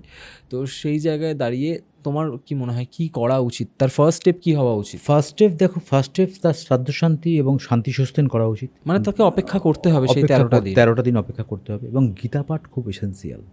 আচ্ছা, গীতার পুরো অধ্যায় পাঠ করা খুব উচিত। প্রতি বছর তার বাৎসরিক অনুষ্ঠান, বাৎসরিক ক্রিয়াকলাপ যেটা আছে শুধু লোক খাওয়ানো নয়, এক্স্যাক্টলি। প্রপার ওয়েতে যে পদ্ধতি রয়েছে এবং পিণ্ডদানের যে প্রক্রিয়া রয়েছে সেই প্রক্রিয়া অবলম্বন করা, তার শান্তির জন্য, তার মানসিক, শারীরিক এবং তার প্রাপ্তির শান্তির জন্য ডেফিনেটলি তার প্রপার ওয়েতে শ্রদ্ধা নিবেদনপূর্বক নিজেকে সমর্পণ করা উচিত। শ্রদ্ধা নিবেদনপূর্বক, আমি লোক দেখানো করব না, আমি শ্রদ্ধা নিবেদন করছি, সেই জন্যই শ্রাদ্ধ, আমি শ্রদ্ধা নিবেদন করব। আমার পূর্বপুরুষকে আমি জল দেব, আমার পূর্বপুরুষের আমি পিণ্ডদান করব, বাৎসরিক যে রিচুয়ালসগুলো হয় বা এই 13 দিন পরে যেটা হয়, গীতা পাঠ খুব এসেন্সিয়াল। গীতার অধ্যায় পাঠ করতে হবে। গীতা আমাদের জীবনের একটা অধ্যায়, গীতাই আমাদের জীবন ধরে রাখো, সেই গীতা পাঠ করা উচিত। মানে আমাদের নিজেদের লাইফের যদি কোনো ম্যানুয়াল হয়ে থাকে, that is only Shrimad Bhagavad Gita. একদম। মানে আমরা একটা, মানে কি বলবো, টেকনোলজি যদি জিনিসপত্র নিয়ে আসি বা আমরা কোনো মোবাইল ফোন কিনলে, আমরা কোনো ল্যাপটপ কিনলে, কোনো কম্পিউটার কিনলে, সেটা সবার আগে ম্যানুয়ালটা পড়ি একদম। যে কিভাবে আমরা সেটাকে ইউজ করব। ইউজার ম্যানুয়ালটা ভীষণভাবে দরকার, বাট আমাদের জীবনের জন্য যে আমাদের যে ম্যানুয়াল, সেটা গীতা। আমরা কথাতেই আছে, পড়ি না পড়ি বেশিরভাগ না। সময়। কথাতেই আছে, একটা শ্লোক মনে পড়ে গেল গীতার একটা অধ্যায়ের কথা, একং শাস্ত্রং দেবগীপুত্র গীতম, একং দেব দেবগীপুত্র এব, एको মন্ত্রতস্য নমামি জানি, কর্মপেক্ষং তস্য দেবস্য সেবা। বুঝতে পেরেছো? এর অর্থ গীতাই কি? একটাই, গীতাই একটাই কাজ, গীতাই একটাই কর্ম, কর্ম তোমাকে করতে হবে, কিন্তু গীতা একটাই শাস্ত্র। একং শাস্ত্রং দেবগীপুত্র গীতম, একং দেব দেবগীপুত্র এব, एको মন্ত্রতস্য নমামি জানি, কর্মপেক্ষং তস্য দেবস্য সেবা। তোমার দেবসেবাই গীতা পড়া এবং তোমার কর্মই তোমার দেবসেবা। তোমাকে সমর্পণটা শিখতে হবে। তুমি কিসে ভালো থাকো সেটা তোমার মন, তোমার অন্তরাত্মা, তুমি যেটায় ভালো থাকবে সেটাই করো, কিন্তু সেটা শ্রদ্ধাপূর্বক করো, ভালোবাসা নিয়ে করো। আমি না তোমাকে একটা ছোট্ট ঘটনা বলছি, বলো। এটা কোনো ভৌতিক ঘটনা নয়। আমি এই ঘটনাটা এই কারণেই বলছি, কারণ আমি এই ঘটনার পরিপ্রেক্ষিতে তোমাকে দু একটা প্রশ্ন করতে চাই, কারণ আমার এই উত্তরটা জানা ভীষণভাবে দরকার। আমার এক বন্ধু আছে, ঠিক আছে, সে এখন এখানে থাকে না, বাট আগে আমাদের বাড়ির পাশেই থাকতো। তো আমি যদি খুব ভুল না করি, বছরখানেক আগে ওর মায়ের কিডনিতে প্রবলেম ছিল এবং মানে আমাদেরকে খুব ভালোবাসতো ওর মা, ঠিক আছে, মানে কাকিমার কিডনিতে প্রবলেম ছিল এবং সেই প্রবলেম থেকে বহুদিন ধরে তার ডায়ালিসিস চলছিল, বিভিন্ন রকমের প্রবলেম চলছিল, চলতে চলতে হঠাৎ করেই একদিন উনি এক্সপায়ার করেন, ঠিক আছে। আমার এখনও মনে আছে, আমার জন্মদিন ছিল 9th of January, উনি 10th of January এক্সপায়ার করেন, ঠিক আছে। উনি এক্সপায়ার করেন, ওনার যাবতীয় কাজকর্ম হয় আমার সেই বন্ধু এবং তার বাবা দুজন মিলেই পুরোপুরি ভালোভাবে সব কিছুই মেটান, তার মানে মৃত্যু পরবর্তী যে রিচুয়ালস নিয়ম থাকে সব হয়ে যায়। একটা অদ্ভুত ঘটনা আমার বন্ধু রেগুলার বেসিসে করতো, যেটা দেখো তখন সত্যি কথা বলতে আমার অত জ্ঞান ছিল না, তাহলে হয়তো আমি তখন বলতাম যে এটা করিস না। ও যেদিন যেদিন নিজেদের ঘরে যা রান্না করতো, প্রত্যেক দিন ওর মায়ের ছবির সামনে, বিশাল বড় একটা ছবি বাঁধিয়েছিল, ওর মায়ের ছবির সামনে সেই খাবারটা দিত। ওকে, ও মাংস দিত, ও মাছ রান্না করে দিত, মানে ঘরে যখনই কোনো ভালো রান্না হতো দিত। ওর মা জানুয়ারি মাসে মারা গেল, ওর বাবা সেই বছরই ডিসেম্বরে এক্সপায়ার করলো। ও এতটাই বেশি অসুস্থ হয়ে গেল, এখানকার ডক্টররা বললো ওকে বাঁচানো যাবে না, ওকে হায়দ্রাবাদ নিয়ে যাওয়া হলো। এখানে নাকি ওর পুরো ভুল ট্রিটমেন্ট হয়ে গেছিলো, ওর পুরো শরীরের ভেতরে জল জমে গেছিলো, বাট সেখান থেকে এখন পুরোপুরি সুস্থ এবং হায়দ্রাবাদে গিয়েও ট্রিটমেন্ট হয়েছে। এবার আমার কাছে প্রশ্নটা হচ্ছে, এই যে একটা বছরের মধ্যে দুটো মানুষ চলে গেল, ওই যে ঘরে নিজেদের বেডরুমেই ওর মায়ের ছবি সবসময় লাগানো ছিল, অত বড় একটা ছবি, ও যে প্রত্যেক দিন খাবার দেওয়া, প্রত্যেক দিন ধূপ দেওয়া, প্রত্যেক দিন মালা পরানো, ঠিক আছে, অবশ্যই মায়ের প্রতি ভালোবাসা থেকেই একটা ছেলে এই সমস্ত জিনিসগুলো করে, কিন্তু কোথাও না কোথাও গিয়ে কি মনে হয় না যে এটাতে সে যেমন থেকে যাচ্ছে, সে যেমন তোমাকে ছেড়ে যেতে পারছে না, তার জন্য তোমার পরিবারেরও ক্ষতি হচ্ছে। তো আমি তোমার কাছ থেকে এটা জানতে চাই, আমরা অনেক ক্ষেত্রেই বলে থাকি এবং বিভিন্ন গুণী মানুষের কাছ থেকে জেনেই এই কথাটা বলি যে মৃত ব্যক্তির ছবি বাড়ির দেওয়ালে রাখতে নেই। না। কেন রাখতে নেই তুমি একটু ডিটেলে আমায় বলো। প্রথম কথা হচ্ছে ছবি রাখতে নেই না, ছবি রাখতে পারো। ছবিটা রাখার একটা পার্টিকুলার দিশা হওয়া উচিত। যেমন? পশ্চিম দিশায় আমরা সাধারণত বলি, আচ্ছা। ওয়েস্ট পার্টেতে মৃত ব্যক্তির ছবি তুমি রাখতে পারো। বাট সেটা তো বেডরুমে কখনোই নয়। বেডরুমে কখনোই নয়, ড্রয়িং রুমে তুমি রাখতে পারো না, আচ্ছা। যেখানে মানুষ বসছে, বা গেস্ট রুম যেগুলো হয় সেই গেস্ট রুমে তুমি রাখতে পারো না। আচ্ছা। নর্থ ইস্টের দিশায় কখনোই নয়, সাউথ ইস্টের দিশায় নয়, হুম নর্থ ওয়েস্টের দিশায় কখনোই নয়, হুম একদম ওয়েস্টের দিশায় তুমি রাখতে পারো ছবি। এবং ছবির একটা পার্টিকুলার মাপও তুমি করতে পারো, যেটা আমি দেখেছি 9x9 ইঞ্চেসের মধ্যে তুমি মাপ রাখতে পারো। ডায়ামিটার যেন 9x9-এর মধ্যে থাকে। এর বেশিও করতে পারো, এর কম করতে, মানে কম হলে খারাপ। এবার অনেকের বাড়িতে ছোটো ছবিও থাকে, এটা নিয়ে অনেক কন্ট্রোভার্সি আছে, কিন্তু আমার কাছে প্রুফ আছে। আমি দেখেছি বাস্তুশাস্ত্র মতে, আমি বাস্তুটাও টুকটাক করি, বাস্তুশাস্ত্র মতে আমি লোককে বলি লোক ভালো আছে, উপকৃত আছে। হুম ভালো থাকলে তুমি সেই জিনিসটা নেবে যে আমি ভালো রয়েছি। অবভিয়াসলি। তো এই ছবি, ধরো ঠাকুরের ছবি, মায়ের ছবি তুমি বেডরুমে রাখলে, হুম এবার তোমার মা বয়স্কা, তোমার বাবা বয়স্ক, তুমি সেখানে বসে কিছু স্মোক করছো, ড্রিঙ্ক করছো। প্রথম কথা তো ঘরের মধ্যে বসে ড্রিঙ্ক বা স্মোক করা উচিত নয়, কোনো নেশার বস্তু খাওয়া উচিত নয়। তোমার তাহলে লক্ষ্মী চঞ্চল হবে। আচ্ছা। ঘরের বেডরুমেতে তুমি খেতে পারো না, তবুও তুমি খাচ্ছ। আমি রিল্যাক্স করার জন্য আমি শুয়ে একটা ড্রিঙ্ক নিয়ে খাচ্ছি, বা আমি একটা সিগারেট খাচ্ছি, মা দেখছে। তার ছবি থেকে সে যে চোখেই দেখুক, তাকে আমি অপমান করছি। কখনো কখনো আমাদের জামা কাপড় যে অনুযায়ী পরি, সেই অনুযায়ী পরে হয়তো শুলাম না, বা আমার ঘুমের ঘোরে সেই জায়গাটা কিছুটা ডিসপুট হলো, জামা কাপড়ের জায়গা কিছু চেঞ্জ হলো, লোকেশানটা চেঞ্জ হলো, উঠে গেল। কখনোই ছেলে যখনই বড় হয়, বাচ্চা যখন বড় হয়ে যায়, তখন সে বড়ই হয়ে গেল, সে তো মায়ের কাছে বাচ্চা ছেলে হিসাবেই গণ্য। কিন্তু সে যেহেতু এই ইহলোক ছেড়ে পরলোক চলে গেছেন, সেই জায়গা থেকে তার দৃষ্টিভঙ্গি কিন্তু পাল্টেছে। তাহলে সেক্ষেত্র থেকে তাকেও কিন্তু এটা অবমাননা করা হচ্ছে। তুমি স্বামী স্ত্রী একসঙ্গে শুয়ে রয়েছো, তোমাদের মধ্যে শারীরিক সম্পর্ক হতে পারে, তোমার ওয়াইফ বা আমার জামা কাপড়ের মধ্যে প্রবলেম তৈরি হতে পারে, কখনো উঠে যেতে পারে, সেটা তাদের অপমান করা হচ্ছে। সেই জায়গা থেকে তোমার নেগেটিভ ভাইব্রেশন তৈরি হবে। সেই জন্য বেডরুমে কখনোই ঠাকুরের ছবি তো রাখা উচিতই নয়, মৃত ব্যক্তির ছবিও রাখা উচিত নয়। তোমার সুখ সে কেড়ে নিতে চায় না, কিন্তু তোমার সুখটা দেখে তার কষ্ট হয়। তোমার সুখ সে কাটতে চায় না, মা বাবা কখনো তোমার সুখকে কাটতে চায়, কাটবে না, কিন্তু তার কষ্ট হয়, বুকটা ফেটে যায়। যদি আত্মার অস্তিত্ব তুমি হিসেব করো, তাহলে কিন্তু সেই জায়গা থেকে তোমার জীবনে সেই সুখটা কিন্তু দুঃখে বদলাবে। ওকে। প্রচুর মানুষ আছে যারা মৃত্যুর পর, মানে নিজের বাড়ির কোনো ব্যক্তির যদি মৃত্যু হয়, তখন কি করে, তার ব্যবহৃত জিনিসগুলোকে তারা রিইউজ করা শুরু করে। হয়তো যেই মানুষটা মারা গেছেন তার কোনো জামা প্যান্ট, যেটা আমার খুব পছন্দ, আমি সেটাকে ইউজ করছি। বা তার একটা রিস্ট ওয়াচ, যেটা আমার খুব পছন্দ, আমি সেটা ইউজ করছি। তার একটা সানগ্লাস পছন্দ, ইউজ করছি। তার ফোন আমি ইউজ করছি। এই যে মৃত ব্যক্তির ব্যবহৃত জিনিস, এইগুলোকে আবার পুনর্ব্যবহার করা, এক্ষেত্রে কি প্যারানর্মাল অ্যাটাচমেন্ট ক্রিয়েট করতে পারে?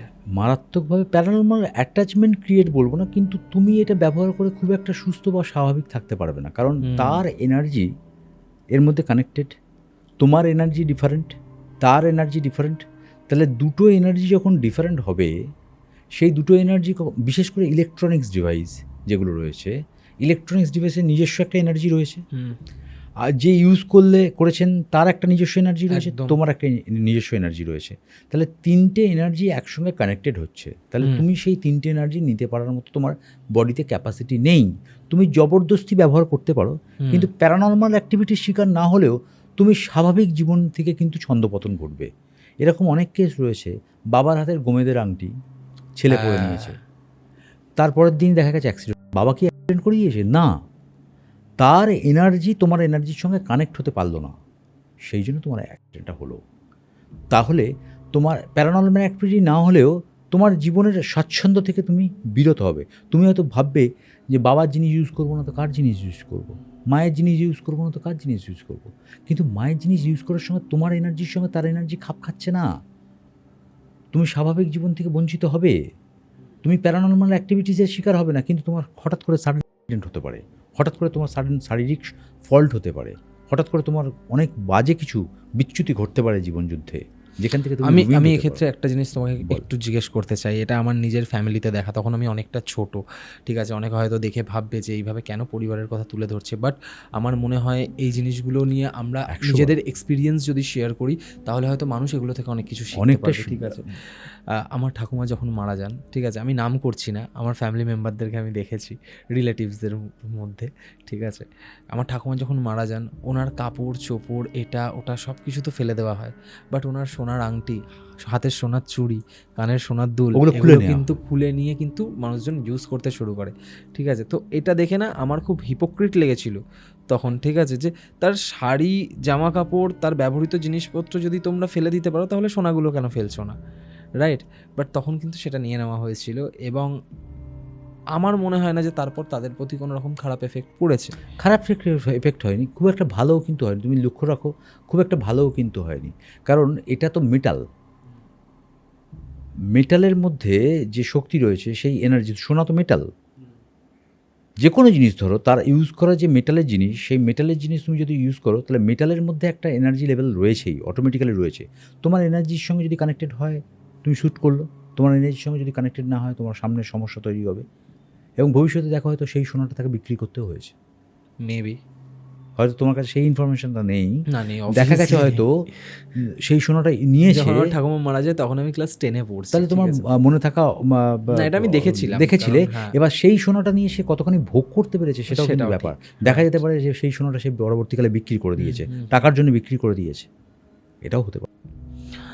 আমি লাস্ট তোমার কাছে একটাই জিনিস জানতে চাই, ঠিক আছে? যেহেতু আজকে আমরা পুরো এপিসোডটাই কোথাও না কোথাও গিয়ে মৃত্যুর পর কি হতে পারে এবং মৃত্যুর পরের যে দোষ প্রাপ্তি হলে কি হতে পারে সেসব নিয়েই আমরা বেসিক্যালি ডিসকাস করলাম। তো সেই পার্সপেক্টিভ থেকেই আমি একটা জিনিস তোমার কাছ থেকে জানতে চাই, সেটা হচ্ছে যে যে কোনো ব্যক্তি যে কোনো রকমের মৃত্যু যদি লাভ করে, ঠিক আছে, সেটা অ্যাক্সিডেন্টাল ডেথ হোক, সেটা নর্মাল ডেথ হোক, সেটা তার ঘুমের মধ্যে ডেথ হোক, যে কোনো ডেথের পর সবথেকে গুরুত্বপূর্ণ রিচুয়াল কি, যাতে অ্যাটলিস্ট তার আত্মারা শান্তি পায়?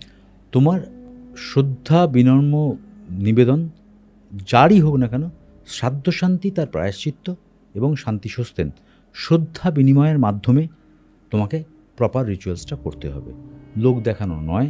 যা যা নিয়ম, বৈদিক শাস্ত্রে যা নিয়ম রয়েছে সেই শাস্ত্র মতে তোমাকে সেটা করতে হবে, নিজের শ্রদ্ধাপূর্বক তোমাকে একাত্মা হয়ে তার শান্তি নিবেদনের জন্য যে ক্রিয়াকাণ্ড রয়েছে সেই ক্রিয়াকাণ্ডের অংশীদার হতে বেশিরভাগ হবে। ক্ষেত্রে মানুষ একটা জিনিস করে ফেলে যে আমার বাবা এটা খেতে ভালোবাসতো তাই আমি 500 লোককে এই খাবার খাওয়াবো, আমার মা এটা এতে খেতে বাবা ভালোবাসতো। শান্তি পায় না। এক্স্যাক্টলি, কারণ আমি আজকাল এটাও দেখেছি যে শ্রাদ্ধানুষ্ঠানে গিয়ে বা শ্রাদ্ধের অনুষ্ঠানে গিয়ে মানুষ ভ্লগস বানাচ্ছে, মানুষ ভিডিও করছে, ভিডিও সেগুলো বানাচ্ছে। ইউটিউবে দিচ্ছে। মানে টু বি ভেরি অনেস্ট, আমি নিজেও একজন কন্টেন্ট ক্রিয়েটার, বাট এই ধরনের কাজকর্ম করার কথা আমি একদমই ভাবতেও পারি না। ভাবা যায় না। তো যেখানে একজন পরলোকে চলে যাওয়া মানুষের শ্রাদ্ধের অনুষ্ঠান হচ্ছে, আমি বলবো মানুষের এই ধরনের মানুষজনকে নিজেদের অনুষ্ঠানে অ্যালাউ করার কোনো প্রয়োজন নেই, একদমই তাই। যারা আপনাদের বাড়ির এরকম একটা মানে কি বলবো হৃদয় বিদারক মুহূর্তের Reels কন্টেন্ট বানিয়ে সেটাকে মানে পুরো খিল্লির জায়গায় নিয়ে যাচ্ছে,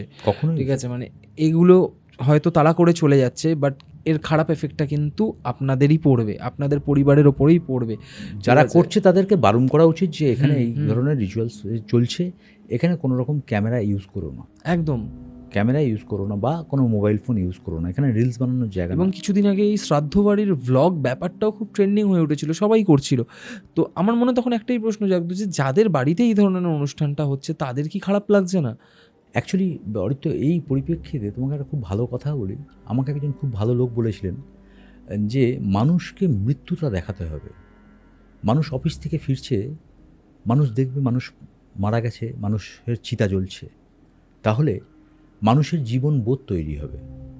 জীবনবোধ, লাইফস্টাইল, ডাইমেনশন, ওয়েভলেন্থ, ফ্রিকোয়েন্সি, এগুলো যদি তোমার মধ্যে না থাকে, তোমার মধ্যে সুপ্ত আছে, হুম, হ্যাঁ তোমার মধ্যে সুপ্ত রয়েছে, কিন্তু তুমি প্রকাশ্যে যদি দেখো, তুমি দেখলে সঙ্গে সঙ্গে আঁতকে উঠবে যে আমারও পরিণতি এটা, হ্যাঁ, এটাই চিরসত্যি। দেখবে খুব স্বাভাবিক একটা এক্সাম্পল তোমাকে বলি, পাশের বাড়ির দুই বুড়ো বসে বসে আড্ডা মারতো। একজন বুড়ো মারা যাবার পর পাশের বাড়ির যে বুড়োটা, সে জানলা দিয়ে মুখ বাড়িয়ে দেখে তার বডিটা নিয়ে যাওয়া হচ্ছে। তার চোখে জল থাকে, তার চোখে ভয় থাকে, আমারও টাইম হয়ে এসেছে। যখন লেকে বা পার্কে গিয়ে বসে একসঙ্গে 5 জন বয়স্ক ব্যক্তি, বুড়ো মানুষ, আমি বুড়ো বলাটা খুব অনুচিত করলাম, বুড়ো মানুষ বলবো, বসে থাকে, যখন একটা একটা করে কমতে থাকে, যে ব্যক্তিটা লাস্ট থাকে তার জীবনবোধটা কতখানি তুমি চিন্তা করো। প্রত্যেকটা মুহূর্তে তুমি দেখতে পাবে, বিশেষ করে করোনার সময় যারা বেঁচে ছিলেন, যারা চলে গেছেন, যারা এখনও বেঁচে আছেন, সেই স্মৃতিগুলো কিন্তু এখনও ভুলতে পারেননি। একদম। তুমি ভালো করে লক্ষ্য করবে, তাদের অভিব্যক্তি, তাদের বলা আঙ্গিক, তাদের জীবনবোধ অনেক বেশি। সেই জন্যেই মৃত্যু তো নিশ্চিত, যা সৃষ্টি আছে তার ধ্বংসও বিনাশ আছে।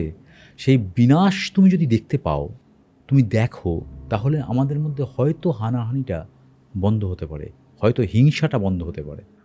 তোমার এই কথাগুলো শুনে আমার একটা রিয়েলাইজেশনের কথা মনে পড়লো। ঠিক আছে, আগে আমি প্রচুর শ্মশানে যেতাম, মানে পাড়ায় কারোরই যদি ডেথ হতো আমি সেই শ্মশান যাত্রীদের মধ্যে থাকতাম এবং কোথাও না কোথাও আমি এটা ফিল করতাম যে হ্যাঁ, আমি তার শেষ যাত্রায় তাকে একটা মানে তার সঙ্গ দিলাম। একদম ঠিক আছে, এটা আমি ভাবতাম যে আমি অন্যের শেষ যাত্রার সঙ্গী হচ্ছি। কিন্তু একদিন না হঠাৎ করে আমার মধ্যে একটা রিয়েলাইজেশন হয় যখন আমি শ্মশানের গেটের বাইরে দাঁড়িয়েছিলাম, যে আমি কারোর সঙ্গী হতে এখানে আসছি না, সে আমাকে সঙ্গী করে নিয়ে আসছে এটা দেখানোর জন্য যে তোর লাস্ট জার্নিটাও এরকমই হবে। তারপর থেকে না, সত্যি সেদিনকে না আমার বুকটা ছ্যাত করে উঠেছিল, বিশ্বাস করো। তারপর থেকে আমি খুব কমিয়ে দিয়েছি, খুবই কমিয়ে দিয়েছি, কারণ আমি জানি যে আমি যতবারই এরপর থেকে যাব ততবারই ওই রিয়েলাইজেশনটা আমার মনের মধ্যে ঘুরতে থাকবে। আমরা হয়তো সবাই জানি যে ডেথ ইজ দ্য আলটিমেটাম, মৃত্যুই সর্বশেষ, কিন্তু তুমি তো জানো না, ওই হাতে ইঞ্জেকশনের সিরিঞ্জটা, ইঞ্জেকশন নিডিল যতক্ষণ না ফুটছে ততক্ষণ তুমি উক করে উঠছো না। এই ভয়টা না আমার মনে হয় যে একমাত্র ইহজগতের মায়া মোহ সব কিছু থেকে না বেরোলে এই ভয়টা কোনোদিন যাবে না। কারণ আমরা মানে এত পডকাস্ট করেছি, দেখো তোমাদের মতন প্রচুর মানুষের সাথে আমি অনেক পডকাস্ট করেছি, সেই অর্থে মৃত্যু সম্পর্কে ধারণাটাও অনেক বদলেছে। ঠিক আছে, জানি জীবনের আলটিমেট সত্যি হচ্ছে মৃত্যু, কিন্তু তারপরেও যখন ভাবি যে একদিন আমরা এক্সিস্ট করবো না, একদিন আমরা থাকবো না, তখন কতটা ভয় লাগে। সেই দিনটাও কিন্তু জানি না। হ্যাঁ, এক্স্যাক্টলি, সেই দিনটাও কিন্তু আমাদের কাছে আনপ্রেডিক্টেবল। আজকে আমরা এখন কথা বলছি, এরপরে যে ঘটনাটা কি ঘটতে চলেছে আমরা জানি না, কিন্তু পরের মিনিটে কি হবে আমরা জানি না। তাহলে এই আনপ্রেডিক্টেবল জীবন নিয়ে তবু আমরা বাঁচার আশ্বাস বা বাঁচার তাগিদ নিয়ে চলি। বাঁচতে হবে, ভালো থাকতে হবে, যে কটা দিন থাকছি সবাইকে নিয়ে চলতে হবে। আমি একটা মোটিভ নিয়েই চলে, জানো তো, যে আমি নিজে যেমনই থাকি না কেন, আমায় যেন কোনো মানুষের বা কোনো প্রাণীর, শুধু মানুষের কথাটা বলার ভুল, ঠিক আছে, আমার জন্য যেন কারোর চোখের জল না পড়ে, আর কারোর চোখের জলের কারণ যেন আমি না হই। This is my ultimate motive. ঠিক, আর আমি এটা রেখেই আমার জীবনে এগিয়ে যাই। একদম। ঘরে মা বাবা বউ ভাই এদের সাথে ঝগড়া হচ্ছে ইজ টোটালি ডিফারেন্ট। ঝগড়াটা কি বলো, ঝগড়া না হলে তোমার প্রেম বাড়বে না। একদমই তাই। তুমি যদি প্রতিদিন মাছ মাংস খেতে থাকো, একদিন নিরামিষ খাওয়ার আস্বাদ না পাও, তাহলে মাছ মাংসের মূল্যবোধ কমবে। একদম একদম। তেমনই আমাদের জীবনেতে এই সারাউন্ডিংস বা এই সার্কামস্টেন্সেস যদি আমাদের জীবনে না আসে, প্রতিদিন যদি ভালোবাসা হয়, তাহলে ভালোবাসাটা ভালোবাসার জায়গায় থাকবে না, তার মূল্যবোধ কমবে। একদম। আর আমি এটা মেনেই চলি, ঠিক আছে, প্রত্যেকটা কুকুর বেড়াল মানুষ এদের কারোর চোখের জলের কারণ যেন আমাকে না হতে হয়। আর এটাই আমার জীবনের একমাত্র মোটিভ, এটাই আমার জীবনের মানে জীবনে চলার যদি কোনো আইডিওলজি থেকে থাকে আমার একমাত্র সেটাই। আমি হ্যাঁ, নিজের যে অ্যাচিভমেন্ট নিজের হার্ডওয়ার্কের মাধ্যমে, নিজের নলেজের মাধ্যমে সেটা হয়তো আমি করে নেব, কিন্তু আমি কোনোদিনও কারোর ঘাড়ের ওপর পা দিয়ে তাকে নিচে নামিয়ে দিয়ে ওপরে ওঠার চেষ্টা করব না। এইটা আমি খুব মেনে চলি। এবং আমি সত্যি কথা বলতে গেলে আমি নিজেকে নিয়ে খুব প্রাউড ফিল করি, কারণ আমি জানি আমাকে নিয়ে আমার বাবা মা এবং আমার ফ্যামিলির লোকেরাও প্রচণ্ড প্রাউড ফিল করে। এবং আমার জন্য আজ পর্যন্ত কোনো মানুষকে চোখের জল ফেলতে হয়নি। হ্যাঁ, কেউ যদি আমার ক্ষতি করার চেষ্টা করে তাহলে অবশ্যই আমি তাকে তার রিটার্নটা দেবো, কারণ শ্রীমদ্ ভগবদ্গীতাতেও শ্রীকৃষ্ণ এটাই বলেছেন যে অন্যায় কখনো সহ্য করো না, অন্যায়ের প্রত্যুত্তর তোমাকে দিতেই হবে। সেটা আমি বলছি না, কিন্তু অহেতুক অকারণে আজ পর্যন্ত আমার কারণে কোনো মানুষ বা কোনো প্রাণী বা কোনো অবলা প্রাণীর চোখের জল পড়েনি। তো আমি এটুকুই মানি যে আজকে যে আমরা এই পৃথিবীতে মানব দেহে জন্মগ্রহণ করেছি জাস্ট একটা ভালো হোমওয়ার্ক করার জন্য, একদম, যাতে আমাদের রাস্তার জার্নিটা আরও বেশি স্মুথ স্মুথ হয়। Thank you so much Surajit দা। Thank you. ভীষণ ভীষণ ভালো একটা পডকাস্ট আজকে হয়েছে, চেষ্টা মানে করলাম পাওয়ার মানুষকে- প্যাকড একটা এপিসোড Thank you. আজকে তোমার সাথে হলো, মানে সত্যি এতদিন পর তুমি এলে, হ্যাঁ, আর অনেকদিন এরকম পর। একটা ডিসকাশন, মানে সত্যি কথা বলতে প্রথমে যখন আজকের কেস স্টাডিটা শুনছিলাম আমি ভাবছিলাম যে আমি কি শুনছি, কারণ আমারও একটা সময় ঠাকুমা চলে গেছিলেন, আমি খুব রিলেট করতে পারছিলাম, ঠিক আছে, বাট তারপরে যে ডিসকাশনটা আমরা করলাম, তারপর যে কথাগুলো তুমি বললে এবং ভেতরের যে রিয়েলাইজেশনসগুলো আবার জেগে উঠলো, ইট ওয়াজ, মানে আমি কি বলবো, আমার ফেভারিট এপিসোডগুলোর মধ্যে হয়তো এটা একটা হয়ে Thank থাকবে। you. মানে অসাধারণ এক্সপিরিয়েন্স হলো, এতদিন পর তুমি এলে, অনেকদিন কেমন পরে। লাগছে তোমার খুব বলো? ভালো লাগলো। আর এই অভিব্যক্তি সকলের মাঝে তোমার মাধ্যমে শেয়ার করে আমি নিজেকে অভিভূত মনে করলাম, কারণ থ্যাংক ইউ। এগুলো আমি বলতে চাই, মানুষ শুনুক। আমার মধ্যে বিরাট নলেজ বা আমার মধ্যে বিরাট পাণ্ডিত্য রয়েছে এটা নয়, কিন্তু আমার রিয়েলাইজেশন বাস্তবের সঙ্গে মেলবন্ধন যুক্ত। আমি বাস্তবের বাইরে গিয়ে কোনো কিছু বলছি না, শাস্ত্র মতে শাস্ত্র সম্মতভাবে বলার চেষ্টা করি। যদি মানুষের 1% উপকৃত হয় সেটা তোমার মাধ্যমে, আমার বলার মাধ্যমে, তোমার পডকাস্টের মাধ্যমে, তোমার চ্যানেলের মাধ্যমে, তার জন্য আমি কৃতজ্ঞ থাকব। মানুষ ডেফিনেটলি ভালো খারাপ দুজনেরই ওপিনিয়ন দেবে, সবারই ব্যক্তিগত স্বাধীনতা রয়েছে। কিন্তু একটা কথা আমি বলবো, অস্তিত্বকে বিসর্জন দিয়ে কখনোই কোনো কিছু করা উচিত নয়। একদম। নিজের অস্তিত্বকে ঠিক রেখে, নিজের জায়গাকে ঠিক রেখে, নিজের চিন্তাশক্তি চিন্তনকে ঠিক রেখে, চালনা শক্তিকে ঠিক রেখে এগিয়ে যাওয়া লক্ষ্য। ভবিষ্যৎ তো ভবিষ্যতেই বলবে, তোমার কর্মফল প্রায়শ্চিত্ত তোমাকে করতে হবে এই জন্মেতেই। থ্যাংক ইউ, ভীষণ ভালো লাগলো সত্যিই বলছি। মানে আমার খালি মনে হচ্ছে এই কনভারসেশনটা আরও যেন এগিয়ে যায়, আরও যেন চলুক, বাট এত কনভারসেশন আমরা একটা এপিসোডে করতে পারবো না, ঠিক আছে। অবভিয়াসলি ইন ফিউচার তো তুমি আসবে, একদম একদম। কারণ আমি যদি খুব ভুল না করি আপকামিং ডেজে এত মানে সিচুয়েশন খারাপ এতটাই হতে চলেছে যে এই প্যারানর্মাল কেস বা ব্ল্যাক ম্যাজিক রিলেটেড কেস আরও বাড়তে প্রচুর চলেছে, বাড়ছে প্রচুর বাড়তে চলেছে, সবই বুঝতে পারছি। এবং সেই কেসগুলো আমরা অবশ্যই মানুষের সামনে তুলে ধরবো, একদম। এবং আরও বেশ কিছু তথ্য যেগুলো আমাদের জীবনকে বদলে দিতে পারে সেই তথ্যও আমরা তুলে ধরবো আলোচনা তোমাদের করবো, মাধ্যমে। নিশ্চয়ই নিশ্চয়ই। Thank you so much Thank you, Surajit দা। thank you আজকের once আড্ডাটা again. আমরা এখানে শেষ করছি, খুব অবশ্যই। তাড়াতাড়ি আবার দেখা হচ্ছে। নিশ্চয়ই, ভালো থাকো, Bye. নমস্কার, bye. Golpowala, the real paranormal experience. তো কেমন লাগলো আজকের এপিসোড? কমেন্ট করে জানাতে ভুলবেন না। যদি ভালো লেগে থাকে তাহলে লাইক বাটনটা প্রেস করার সাথে সাথে শেয়ার বাটনও প্রেস করুন। আর যদি গল্পওয়ালা ইউটিউব চ্যানেল আজ ফার্স্ট টাইম ভিজিট করে থাকেন তাহলে চ্যানেলটা সাবস্ক্রাইব করার পাশাপাশি স্পটিফাই পডকাস্টটিকেও ফলো করতে ভুলবেন না। ভুলে গেলে চলবে না। গল্পওয়ালা আমার আপনার প্রত্যেকের নিজেদের যৌথ পরিবার। আজকের এপিসোড আমি এখানেই শেষ করছি। শনিবার আসছি আরও একটা মারাত্মক হরর এক্সপিরিয়েন্স নিয়ে।